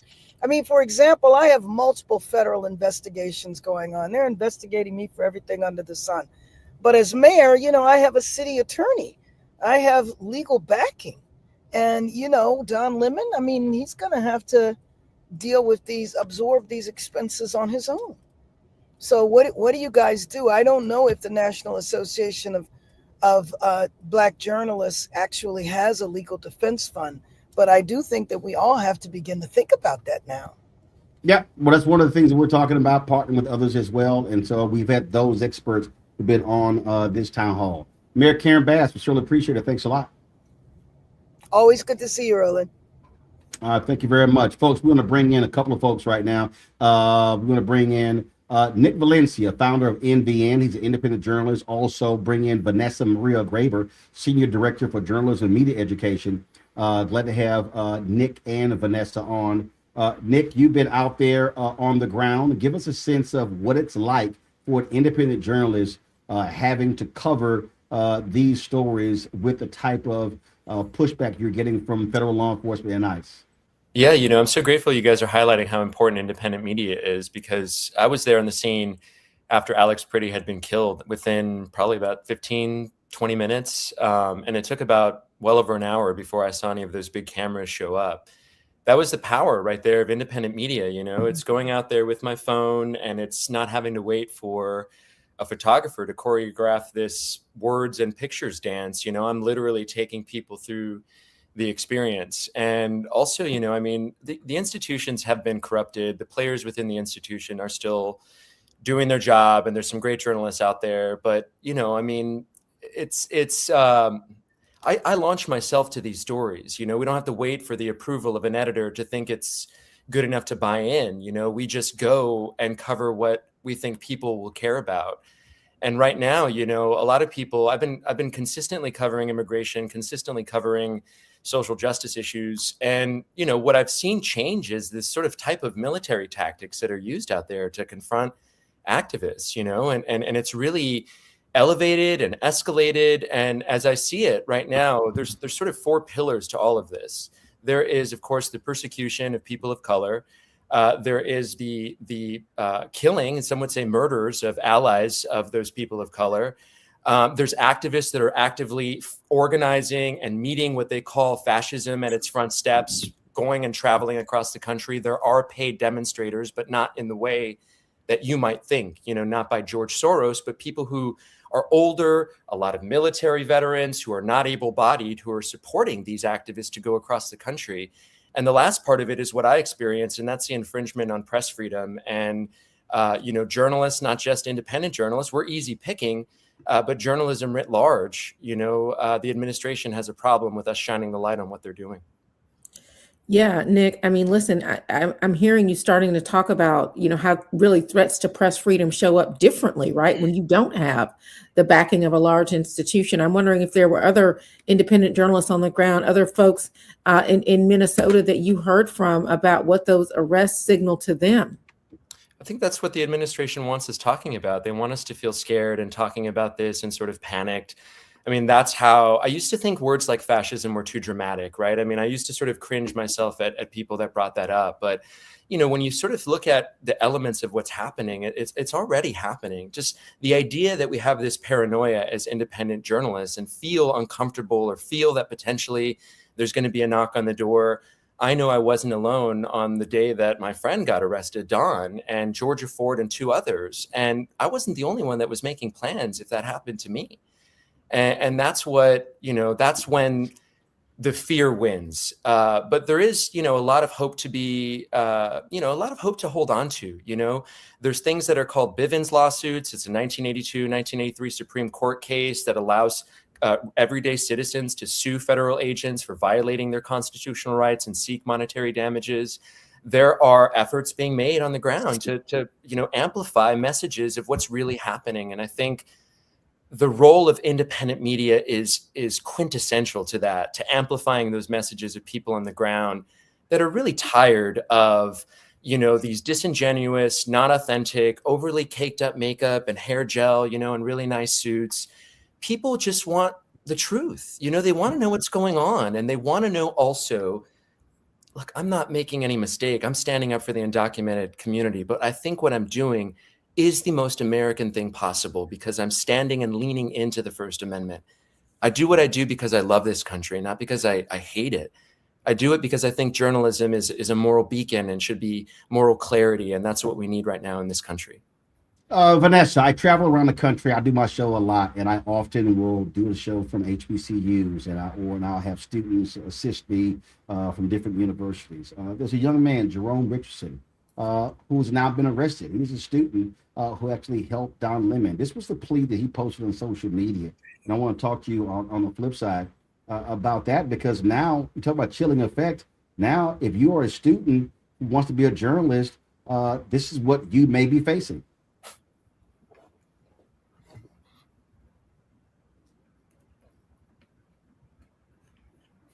Hi, my name is Jerome Richardson. I'm a 21-year-old college senior. I've maintained my silence up until now about my connection to the recent protests at City's Church in St. Paul, Minnesota, which is my hometown, simply because I'm focusing on finishing my degree and graduating in May. However, with an indictment looming, I fear for my safety and the threat of public doxing. Having overcome many obstacles to reach this point, I really hope to be able to complete this semester and graduate and earn my degree. On January 18th, I assisted Don Lemon during his visit to the Twin Cities by helping with logistics and connecting him with local contacts. Don was reporting on the situation on the ground during the occupation by DHS and ICE and Border Patrol agents. And at that time, I was proud to support his work in exposing the everyday injustices resulted from the federal government's agenda.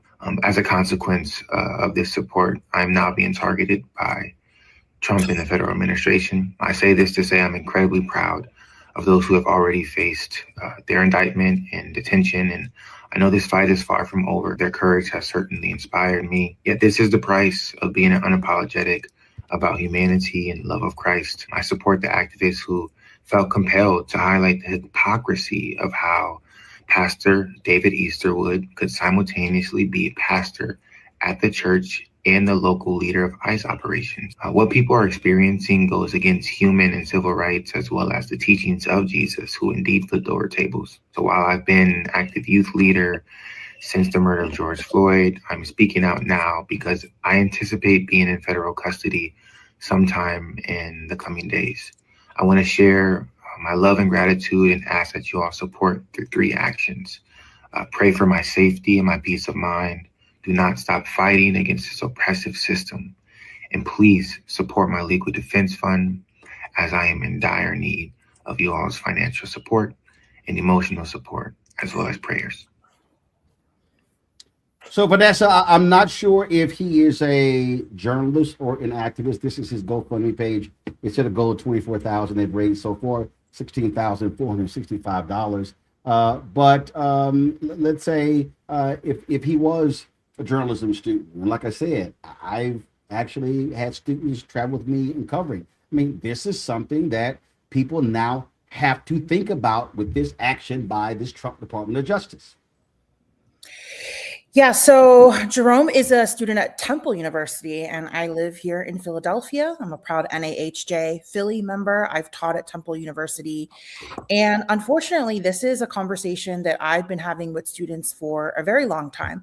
I've been covering protests, social movements for more than 20 years. I myself have been personally injured by police. I was trampled by police horses while covering illegal arrests during the Occupy movement.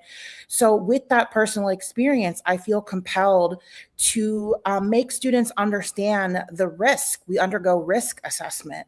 You know, yes, we do know our rights. We know what rights we have to press freedom, but oftentimes those rights are not respected. And so we have to weigh the risks associated with going out there to cover social movements, to try to go behind police lines. And also, like, a lot of this was discussed during the height of the pandemic in 2020, when students at Temple, when I was teaching, were still expected to go out on assignment, and we lacked PPE, we lacked, testing kits. And so this is a continuation of that. I am currently, I work at Free Press, which is an organization created to give people a voice in the crucial decisions that shape our media. And, more than these threats to press freedom, we are horrified at the Trump administration's mass deportation campaign, which is creating the current climate of fear, state-sanctioned violence, and violation of our rights to due process and First Amendment rights. And as a Latina, I feel compelled to say our communities are being terrorized. And that includes Black immigrants as well. By ICE enforcement, our friends and families are disappearing on a daily basis. And this is the reason why Americans are protesting in places like Minneapolis and Chicago and Georgia and Los Angeles and really all throughout the United States. This is why people are resisting and why journalists and media workers are documented. I mentor two students. One is a former Temple grad, and she's Colombian, and another one is a Puerto Rican student. And we've been covering the escalation of ICE enforcement throughout New Jersey. It's something that is not really visible right now in the media because it's happening in so many small towns, but that is why the governor is calling for, people to document. And unfortunately, we, as many of us belong to small newsrooms or content creators or independent journalists, we really do have to come up with a safety plan. We have to work in teams. We have to make sure we have the hotline numbers. We have to have contingency plans for if our equipment is smashed, our phones are taken, if we're followed. Like this is real life for many of us. And not only as Latinos are we having to go out there and cover this, and especially those of us with U.S. citizenship or who are born here, but we're also having to work with the community in sorting through all of these ICE sightings and the flurry of disinformation and fear that goes along with that. Yeah, I mean, Vanessa, just listening to you, I know we've got so many young people that are wanting to run to the story. They do want to cover this story because they know how important it is, and also some of them, may be living this story as well. Just want to ask you, I mean, as an educator, what we're preparing young journalists to walk into right now, and how journalism education has to respond differently in this climate. So at the same time, we're dealing with a local news crisis, right? There's mass layoffs. And especially if you're a young student of color, it's really, really hard to break into this industry because of the rolling back of DEI, because of the racism and discrimination. And that's why you see so many students and young people create their own content, have this entrepreneurial sense where they're starting their own websites. And, not everybody is able to work for a major news outlet, but they still want to be able to cover these stories. And for many of our communities, there are no news outlets. There are no Spanish language news outlets. So we're forced to use alternative forms of communication in order to get the message out.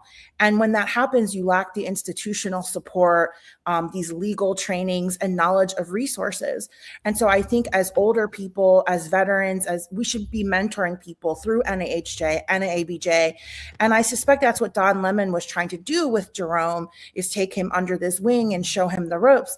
Unfortunately, they probably never imagined that they would be arrested and charged with these crimes that are completely unjust and should be dropped. And so I think we, just like in the pandemic, where we really had to talk to people about what could happen if you got coronavirus, right? We have to talk very seriously about the risks to your personal safety, injuries you can incur, and legal problems. And so we encourage students and young people to go out in teams, to work with people like myself who are part of news organizations, and to reach out and utilize all of these resources that people are sharing. But more than anything, we want people to get connected to their local legal collectives, because those are the people most likely on the ground who are going to help you get out of jail if something were to happen to you. Nick, final comment from you. Your advice for the folks who have been covering this, or let's say ICE is coming their way. They plan to send folks to New Orleans and some other cities. What do you say to those independent journalists or mainstream journalists who are going to be out there covering these protests? Trauma is real. It's not just the communities of color that are being impacted. It's everyone that, intersects with us on our everyday life, people that don't even know that they're interacting with an undocumented immigrant. All of that is interwoven. And so I also think the irony of journalism is that our success comes typically on someone's worst day. And so to be mindful of when you're out there covering these things, people get hurt, families are being separated, you may have some success as an individual, have a clip go viral. But at the end of the day, you know, journalism is an active service. And that's why I think that we're having success at NVN. We're very mission oriented, and we're also able to apply to this new media world the ethics of legacy media. You know, I think as independent journalists, the ones that are really getting a lot of traction, they're effective communicators. You know, I mean, that's what it takes to be a new media journalist right now, to be an effective communicator, keep an audience engaged. The reality, though, if I'm being rigorously honest, is that there are a lot of independent journalists who are out there. I can't say a lot of, but I have seen independent journalists who are out there who identify as independent, identify as journalists, and they're throwing stuff in the, you know, in between their news gatherings. So that makes, you know, people like me less safe. The last thing I'll say is that, you know, you'll probably hear from Republicans, conservatives, others who denounce what's, you know, or maybe not so much denounce what's happening now, like, where was this energy during Obama? And for me, I feel uniquely positioned to answer that because I was the reporter that early on broke stories about the Obama administration's mistreatment of unaccompanied child minors. And the difference here is, yes, Obama did deport, you know, thousands and hundreds of thousands of people. But ask yourself, you know, did you ever see images like you see right now? Right now, cruelty is the point. Chaos is the point. It's part of the system. And that's what's significantly different. In any other country, we would be saying secret police target ethnic minority. That would be the headline. And instead, now we're living this. After this, I'm going to be on live in Ecuador because they see so many parallels between dictatorship and what they went through and what's happening now in America. Is that so crazy or what? I mean, yep. What we're living now, Roland, I'm so glad that you guys are amplifying and using NABJ's platform to do this, because sooner or later, we struggle from a disease of individualism in this country, and sooner or later, you're going to be impacted by it, and we're all going to have to do our part. And I'm doing mine right now. That's what we tell folks. Might be not my backyard, but it could be in your front yard real soon. Vanessa and Nick, I certainly appreciate both of you joining us. Thank you so very much. Folks, we got about four guests left. Let me bring up Alex Garcia. He's the president of the National Press Photographers Association. Let me also bring up, please, Gabrielle Gonzalez. So bring up Gabrielle as well as Alex, please. All right, glad to see you, both of you. How you doing? Good. Thanks for having us. Great. Thank you. All right, Aaron, take it away. Yeah, absolutely. I mean, look, Alex, we wanted you here. I mean, obviously, thank you also for being in solidarity with us. NPPA was also one of the signatories on our solidarity statement, but really photographers who are documenting what is happening on the ground, these photojournalists who are on the scene, bearing witness, and creating part of that honest and accurate record. Talk about the unique threat to those journalists in trying to cover this moment, and what your members are telling you. Yeah, so it's been my first week basically as a president, and it's been like a crazy one. Welcome. Yeah, thanks. We had people reaching out to us. We had someone reaching out to us that he had been thrown to the ground and he had to go to the ER and had brain injury and doesn't know what to do. And so he reached out to us, and we're trying to provide him as much support as we can and send him places. For sure, like photojournalists, people carrying professional cameras, still and video, are often higher profile targets for some of these folks. And sometimes some of these federal agents they just have a bone to pick with somebody, right? And we've seen them targeting Black journalists more so than others. That's a real thing. I've seen that here in Chicago. The problem is, like, for us, it's like you have to, if your photos aren't good enough, you're not close enough. That's the phrase that we use. And so unfortunately what happens is you're getting close and you're like looking at your camera and you don't have situational awareness. And sometimes, things can happen, and that's unfortunate. And that we were very deeply concerned about what's going on. And it's kind of crazy because we have we've been around for 80 years. We've represented thousands of visual journalists who've been around the world. And now we see some of those same kind of situations coming home, and it's very alarming. Alex, as you were talking about that, I thought about Someone with similar name as yours, L. Alex Wilson. He was a journalist with the Tri-State Defender. Ethan McKaylee talks about him, the Chicago Defender, and of course Gene Robertson Hank talked about him in the Race Beat. He was covering the Arkansas that took place in Arkansas in 1957. White mob beat him, attacked him, suffered a serious brain injury, died 3 years later as a result of that. And what people don't realize is because Black journalists were being attacked by racist mobs, that's one of the reasons why you saw mainstream journalists covering the movement and not Black journalists, because they had to pull out for their safety. And so we talk about safety, and people just don't realize that this is a reality when you're out there.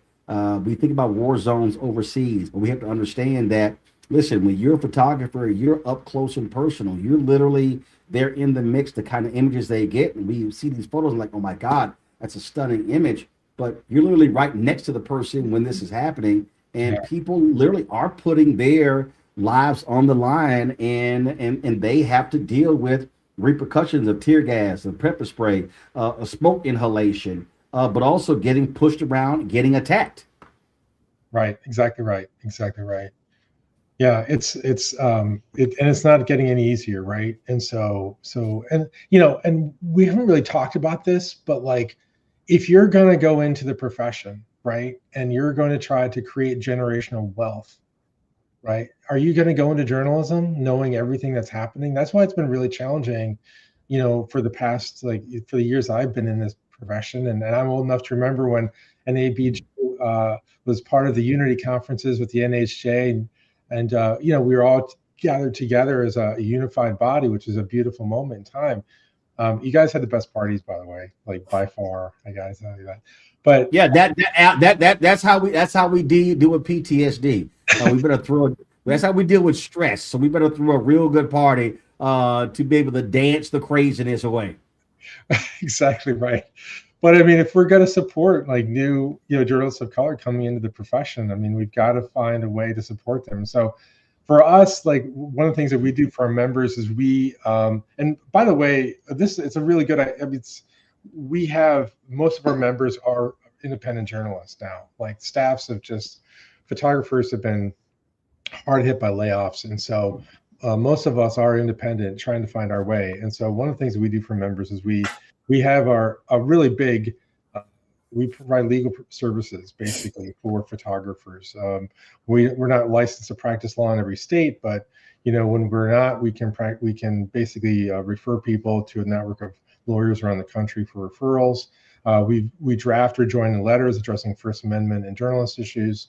So we're pretty heavily into legal issues around this. The other thing I want to make mention for everybody, there's an organization called Crisis Ready Media, and they give free webinars. And we are going to be, the people who are part of that were former combat folks. So we are going to be involved in trying to partner with them to provide some more free webinars for people.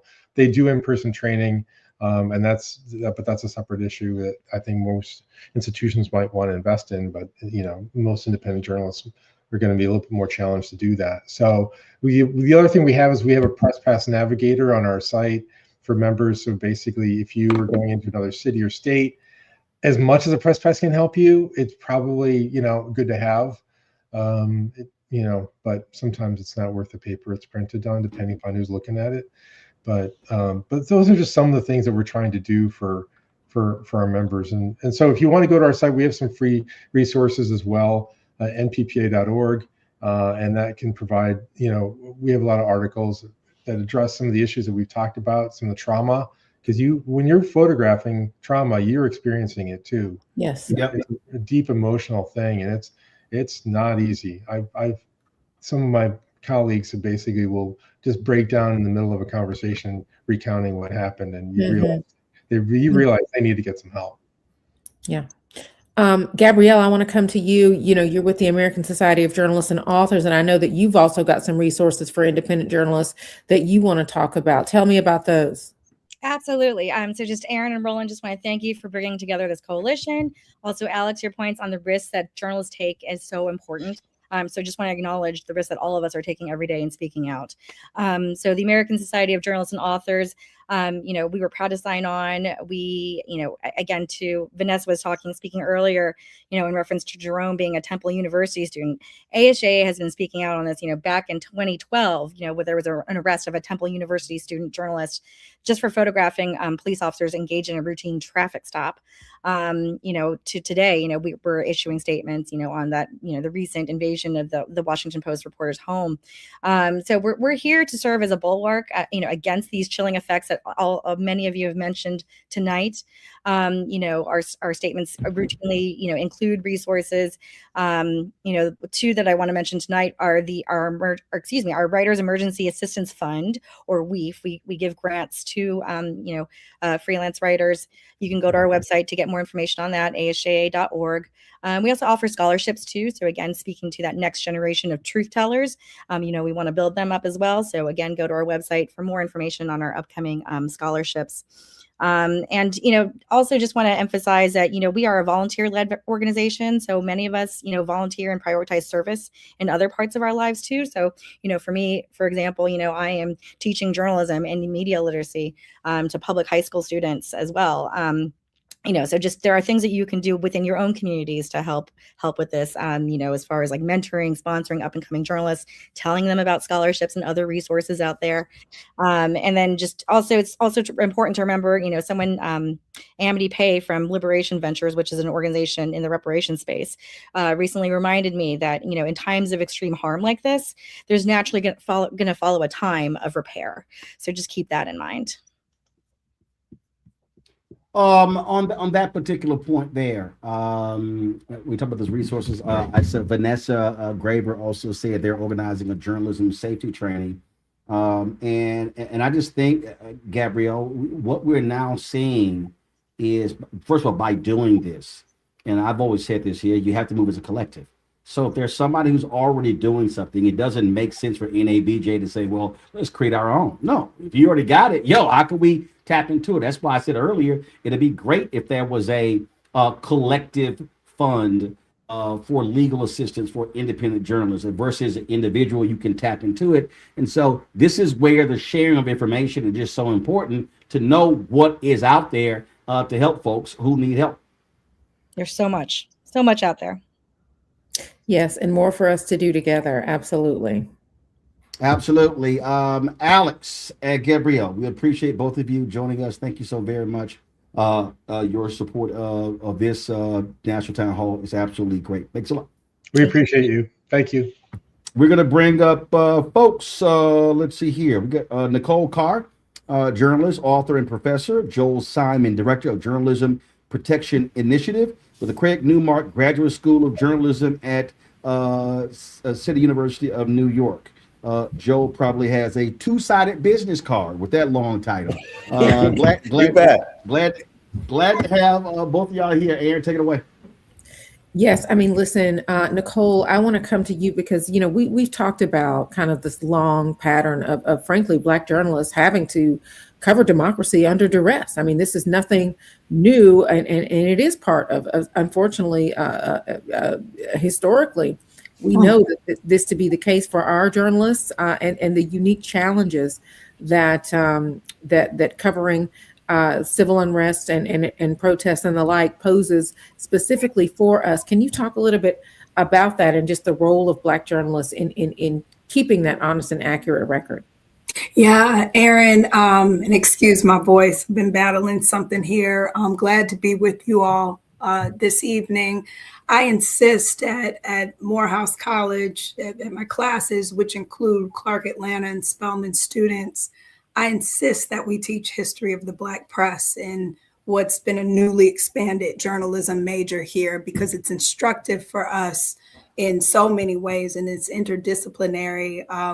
Written a Substack post that's kind of taken on a new life after being up for a year, but it's really outlining the ways in which Hoover's FBI was targeting Black journalists.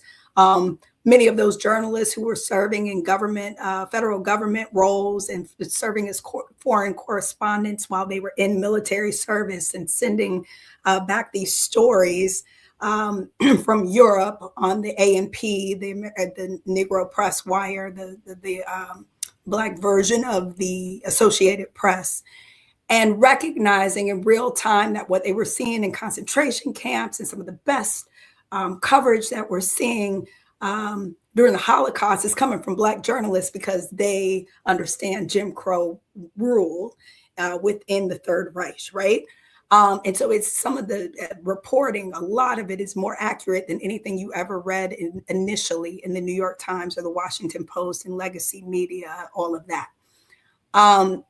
We've worked under this threat before. And look, I think when we're talking about matters of neutrality, there's actually no room to be neutral in matters of human rights, right? I think we spent a lot of time, and I'm just going to bring it back to present years. What we're seeing in this assault today seems like it's coming out of nowhere. But if you're a journalist like I am, who was on the ground as the big lie was forming here in Georgia, a lot of us in local news were under private security. I was for 4 months. My children had an evacuation plan from this house. We were reporting locally and saying there are no ballots in suitcases under seats in Fulton County, Rudy Giuliani. For every Ruby Freeman you had 10 election workers and so many local journalists who were also facing threats. And we were encouraged not to talk about this. So silence doesn't do anyone any good. We don't want to look back on this as a history moment where we say, oh, we didn't narrate this properly in real time. And we should allow history to be instructive in this time. So this stuff didn't come out of nowhere. And I always maintain that if we as a collective, we're talking about a lot of collectivism here on this call tonight. If we had stood up for the April Ryans, the Wei Zhejiangs, the Jim Acostas as a collective, and I'm talking about from the White House press pool on down, and not accepted that from this man and this administration, his administration 10 years ago, as this narrative of fake news was building, perhaps we wouldn't be where we are now. We have largely fed this beast. And we've been in dangerous times for a long time. So I'd encourage anyone who thinks that being silent and they think that neutrality on human rights issues are going to save them, right, to think again. Hey, Joel, let me ask you this here. Sure. You're having to teach, I would believe, a lot different today than you did 20, 30 years ago. And not just because of technology, but literally the level of threats that journalists now face is just completely different than it ever has been in this industry. Speak to that, please.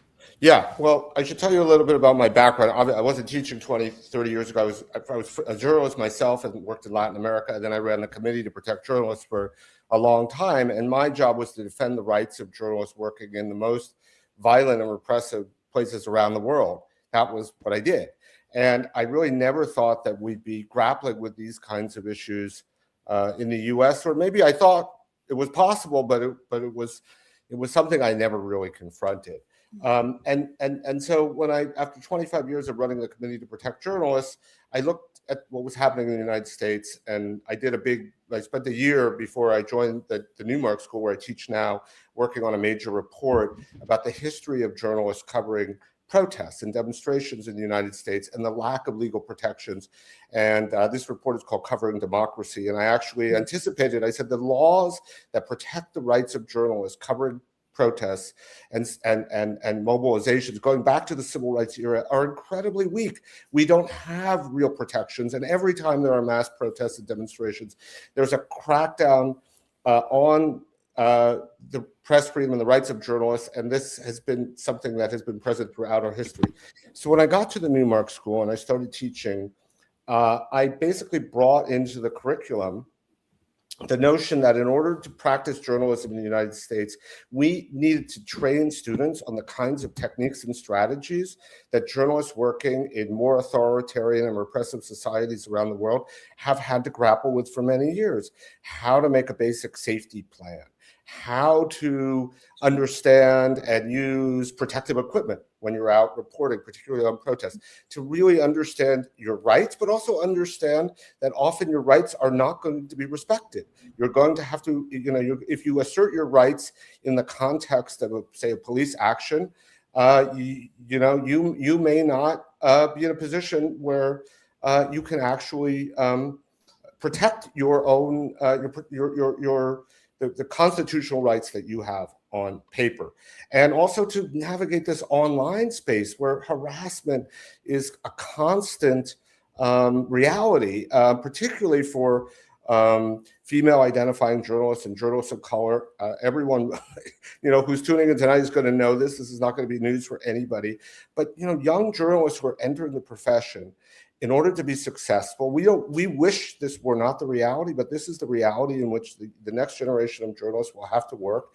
And in order to be successful, they need to master the kinds of skills that were once the domain of journalists working in historically repressive and violent societies around the world. Great advice there. Yeah, absolutely great advice. And Joel, I'm just listening to you and what you have learned from all the hats that you have worn and continue to wear. I mean, the warning signs you see when journalists are arrested or intimidated in democracies. And can you also just speak to how quickly these patterns can escalate? Because I don't know if people are really aware of that.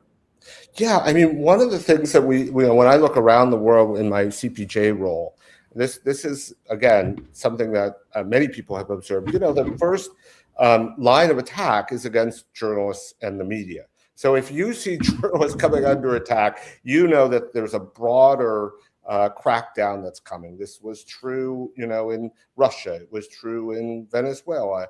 It was true in Hungary. It was true in Poland. It doesn't matter the nature of the society. The first line of attack is usually against the press.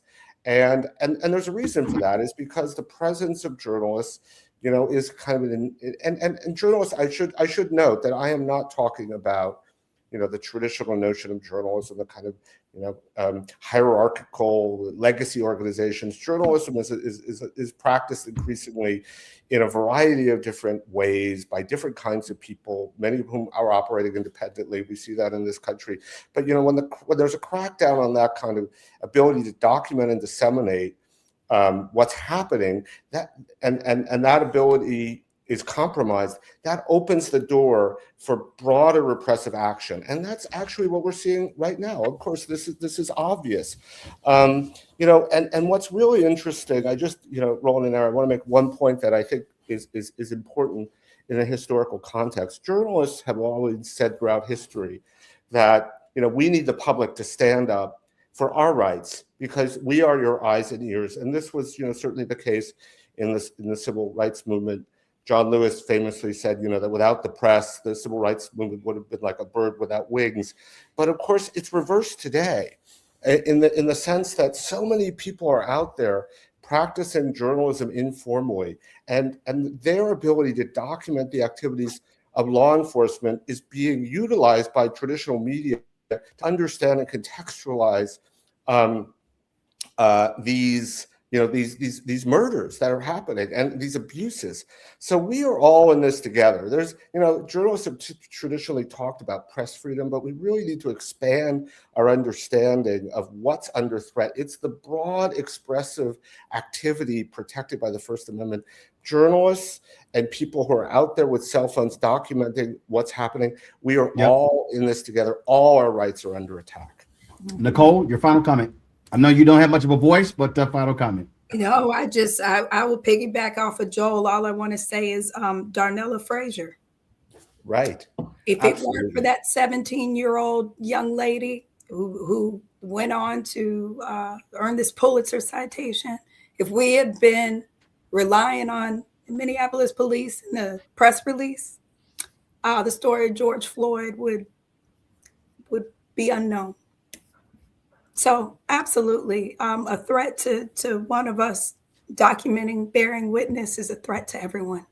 So, indeed, folks, Nicole Carr and Joel Simon, I appreciate both of you joining us on this critically important National Town Hall. Thanks a lot.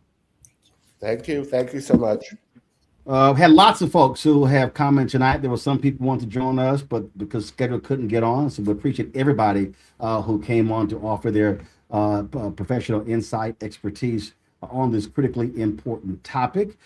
Aaron Haynes, your final comments. Yeah, I mean, Roland, what a robust and important and urgent conversation we have had. And as we close tonight, thank you so much to all of you for hanging in there with us and tuning in. I want to be clear about what this moment requires, because what we've heard across this conversation is that press freedom does not defend itself. It survives because people choose to protect it, not just in principle, but in practice. And so too often we know that Black journalists are asked to bear the greatest risk with the fewest resources. So I want to talk about just what support looks like right now. First, stand with Black journalists publicly. Follow our work, share it responsibly, push back when our credibility is questioned or when our presence is challenged. Visibility is protection. I think you heard so many people saying that tonight. Second, invest in the institutions that exist to protect us. NABJ was created for moments like this 51 years ago to advocate, to intervene, and to ensure that Black journalists are not facing these threats alone. So if you're able, support NABJ's work, support Black-led newsrooms like this one, and support organizations providing the legal, safety, and professional resources. And third, speak up where you have an influence. We heard people calling for that tonight. So if you lead a newsroom, if you lead a classroom, a foundation, a community organization, ask what policies, protections, partnerships are in place when journalists are targeted, and what gaps still exist to be addressed. And finally, refuse silence. That is what this message is sending. The chilling effect. When you can silence Black journalists, who else can be silenced in our society, in our democracy? History shows us when attacks go on the press go unanswered, they can spread. So accountability really depends on witnesses, and witnesses need protection. So NABJ is going to continue to do this work, advocating for our members, naming patterns of abuse, and defending the right to report freely and safely. But we can't do it alone. A free press is not a privilege. It is a public good. And protecting it is a shared responsibility because this is about the public's right to know. So we want to say thank you again to the Black Star Network for partnering with us on this broadcast. Thanks to all of you for joining us tonight and for standing with Black journalists and with democracy. Folks, my final comments. In our Black Star Network studios in DC, there is this portrait right here. And you see James Baldwin to the right, with Harry Belafonte in the middle. To the far left there is Ida B. Wells Barnett. And what is on there is her famous quote. That is, the way to right wrongs is to shine the light of truth upon them. Those of us who know that's the case. Also, Freedom's Journal, nation's first Black newspaper, said March 16, 1827, in their lead editorial, "We wish to plead our own cause. Too long have others spoken for us." That has long been the mantra of the Black press in this country. And the reality is the Black press knows full well about what happens when government comes after you. I've said this numerous times before.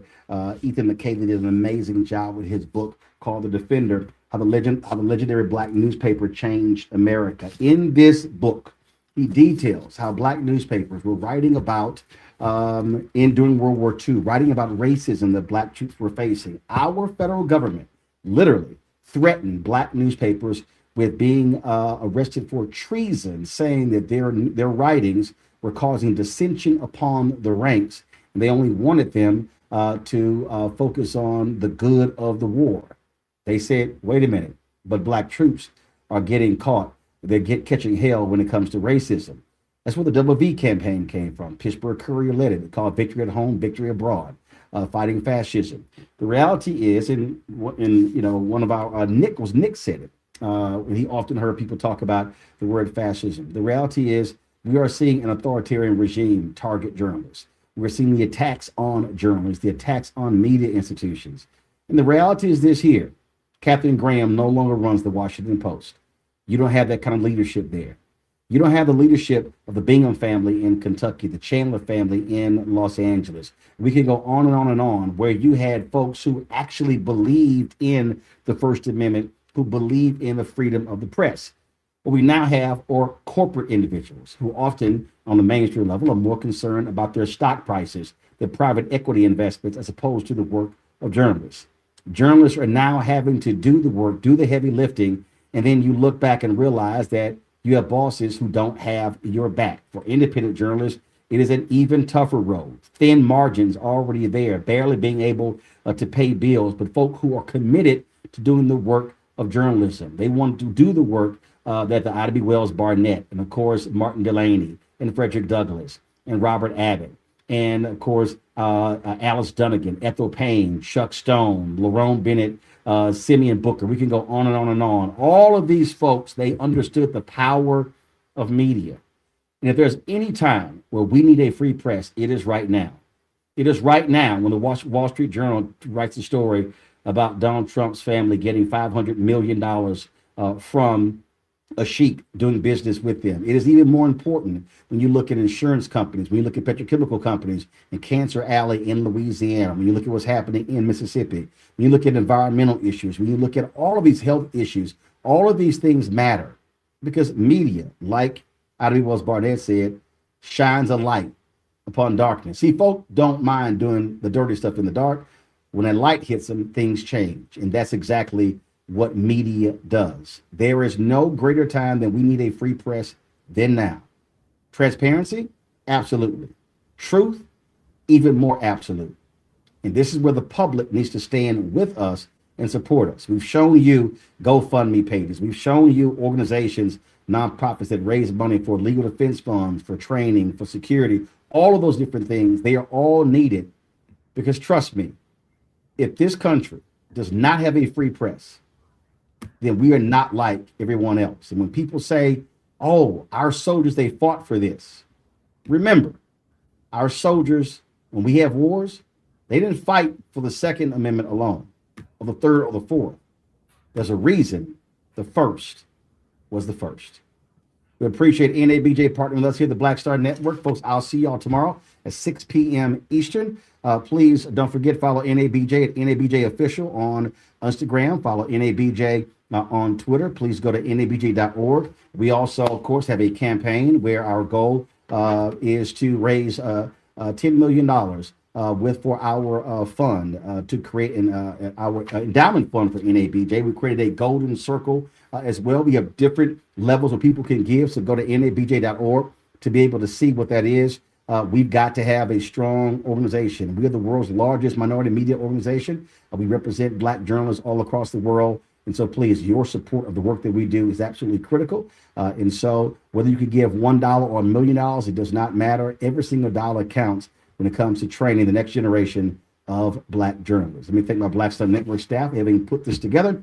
Appreciate everybody for all the work that they did, folks. Thanks a bunch. I will see y'all tomorrow, 6 p.m. Eastern on Roland Martin Unfiltered on the Black Star Network. Holla!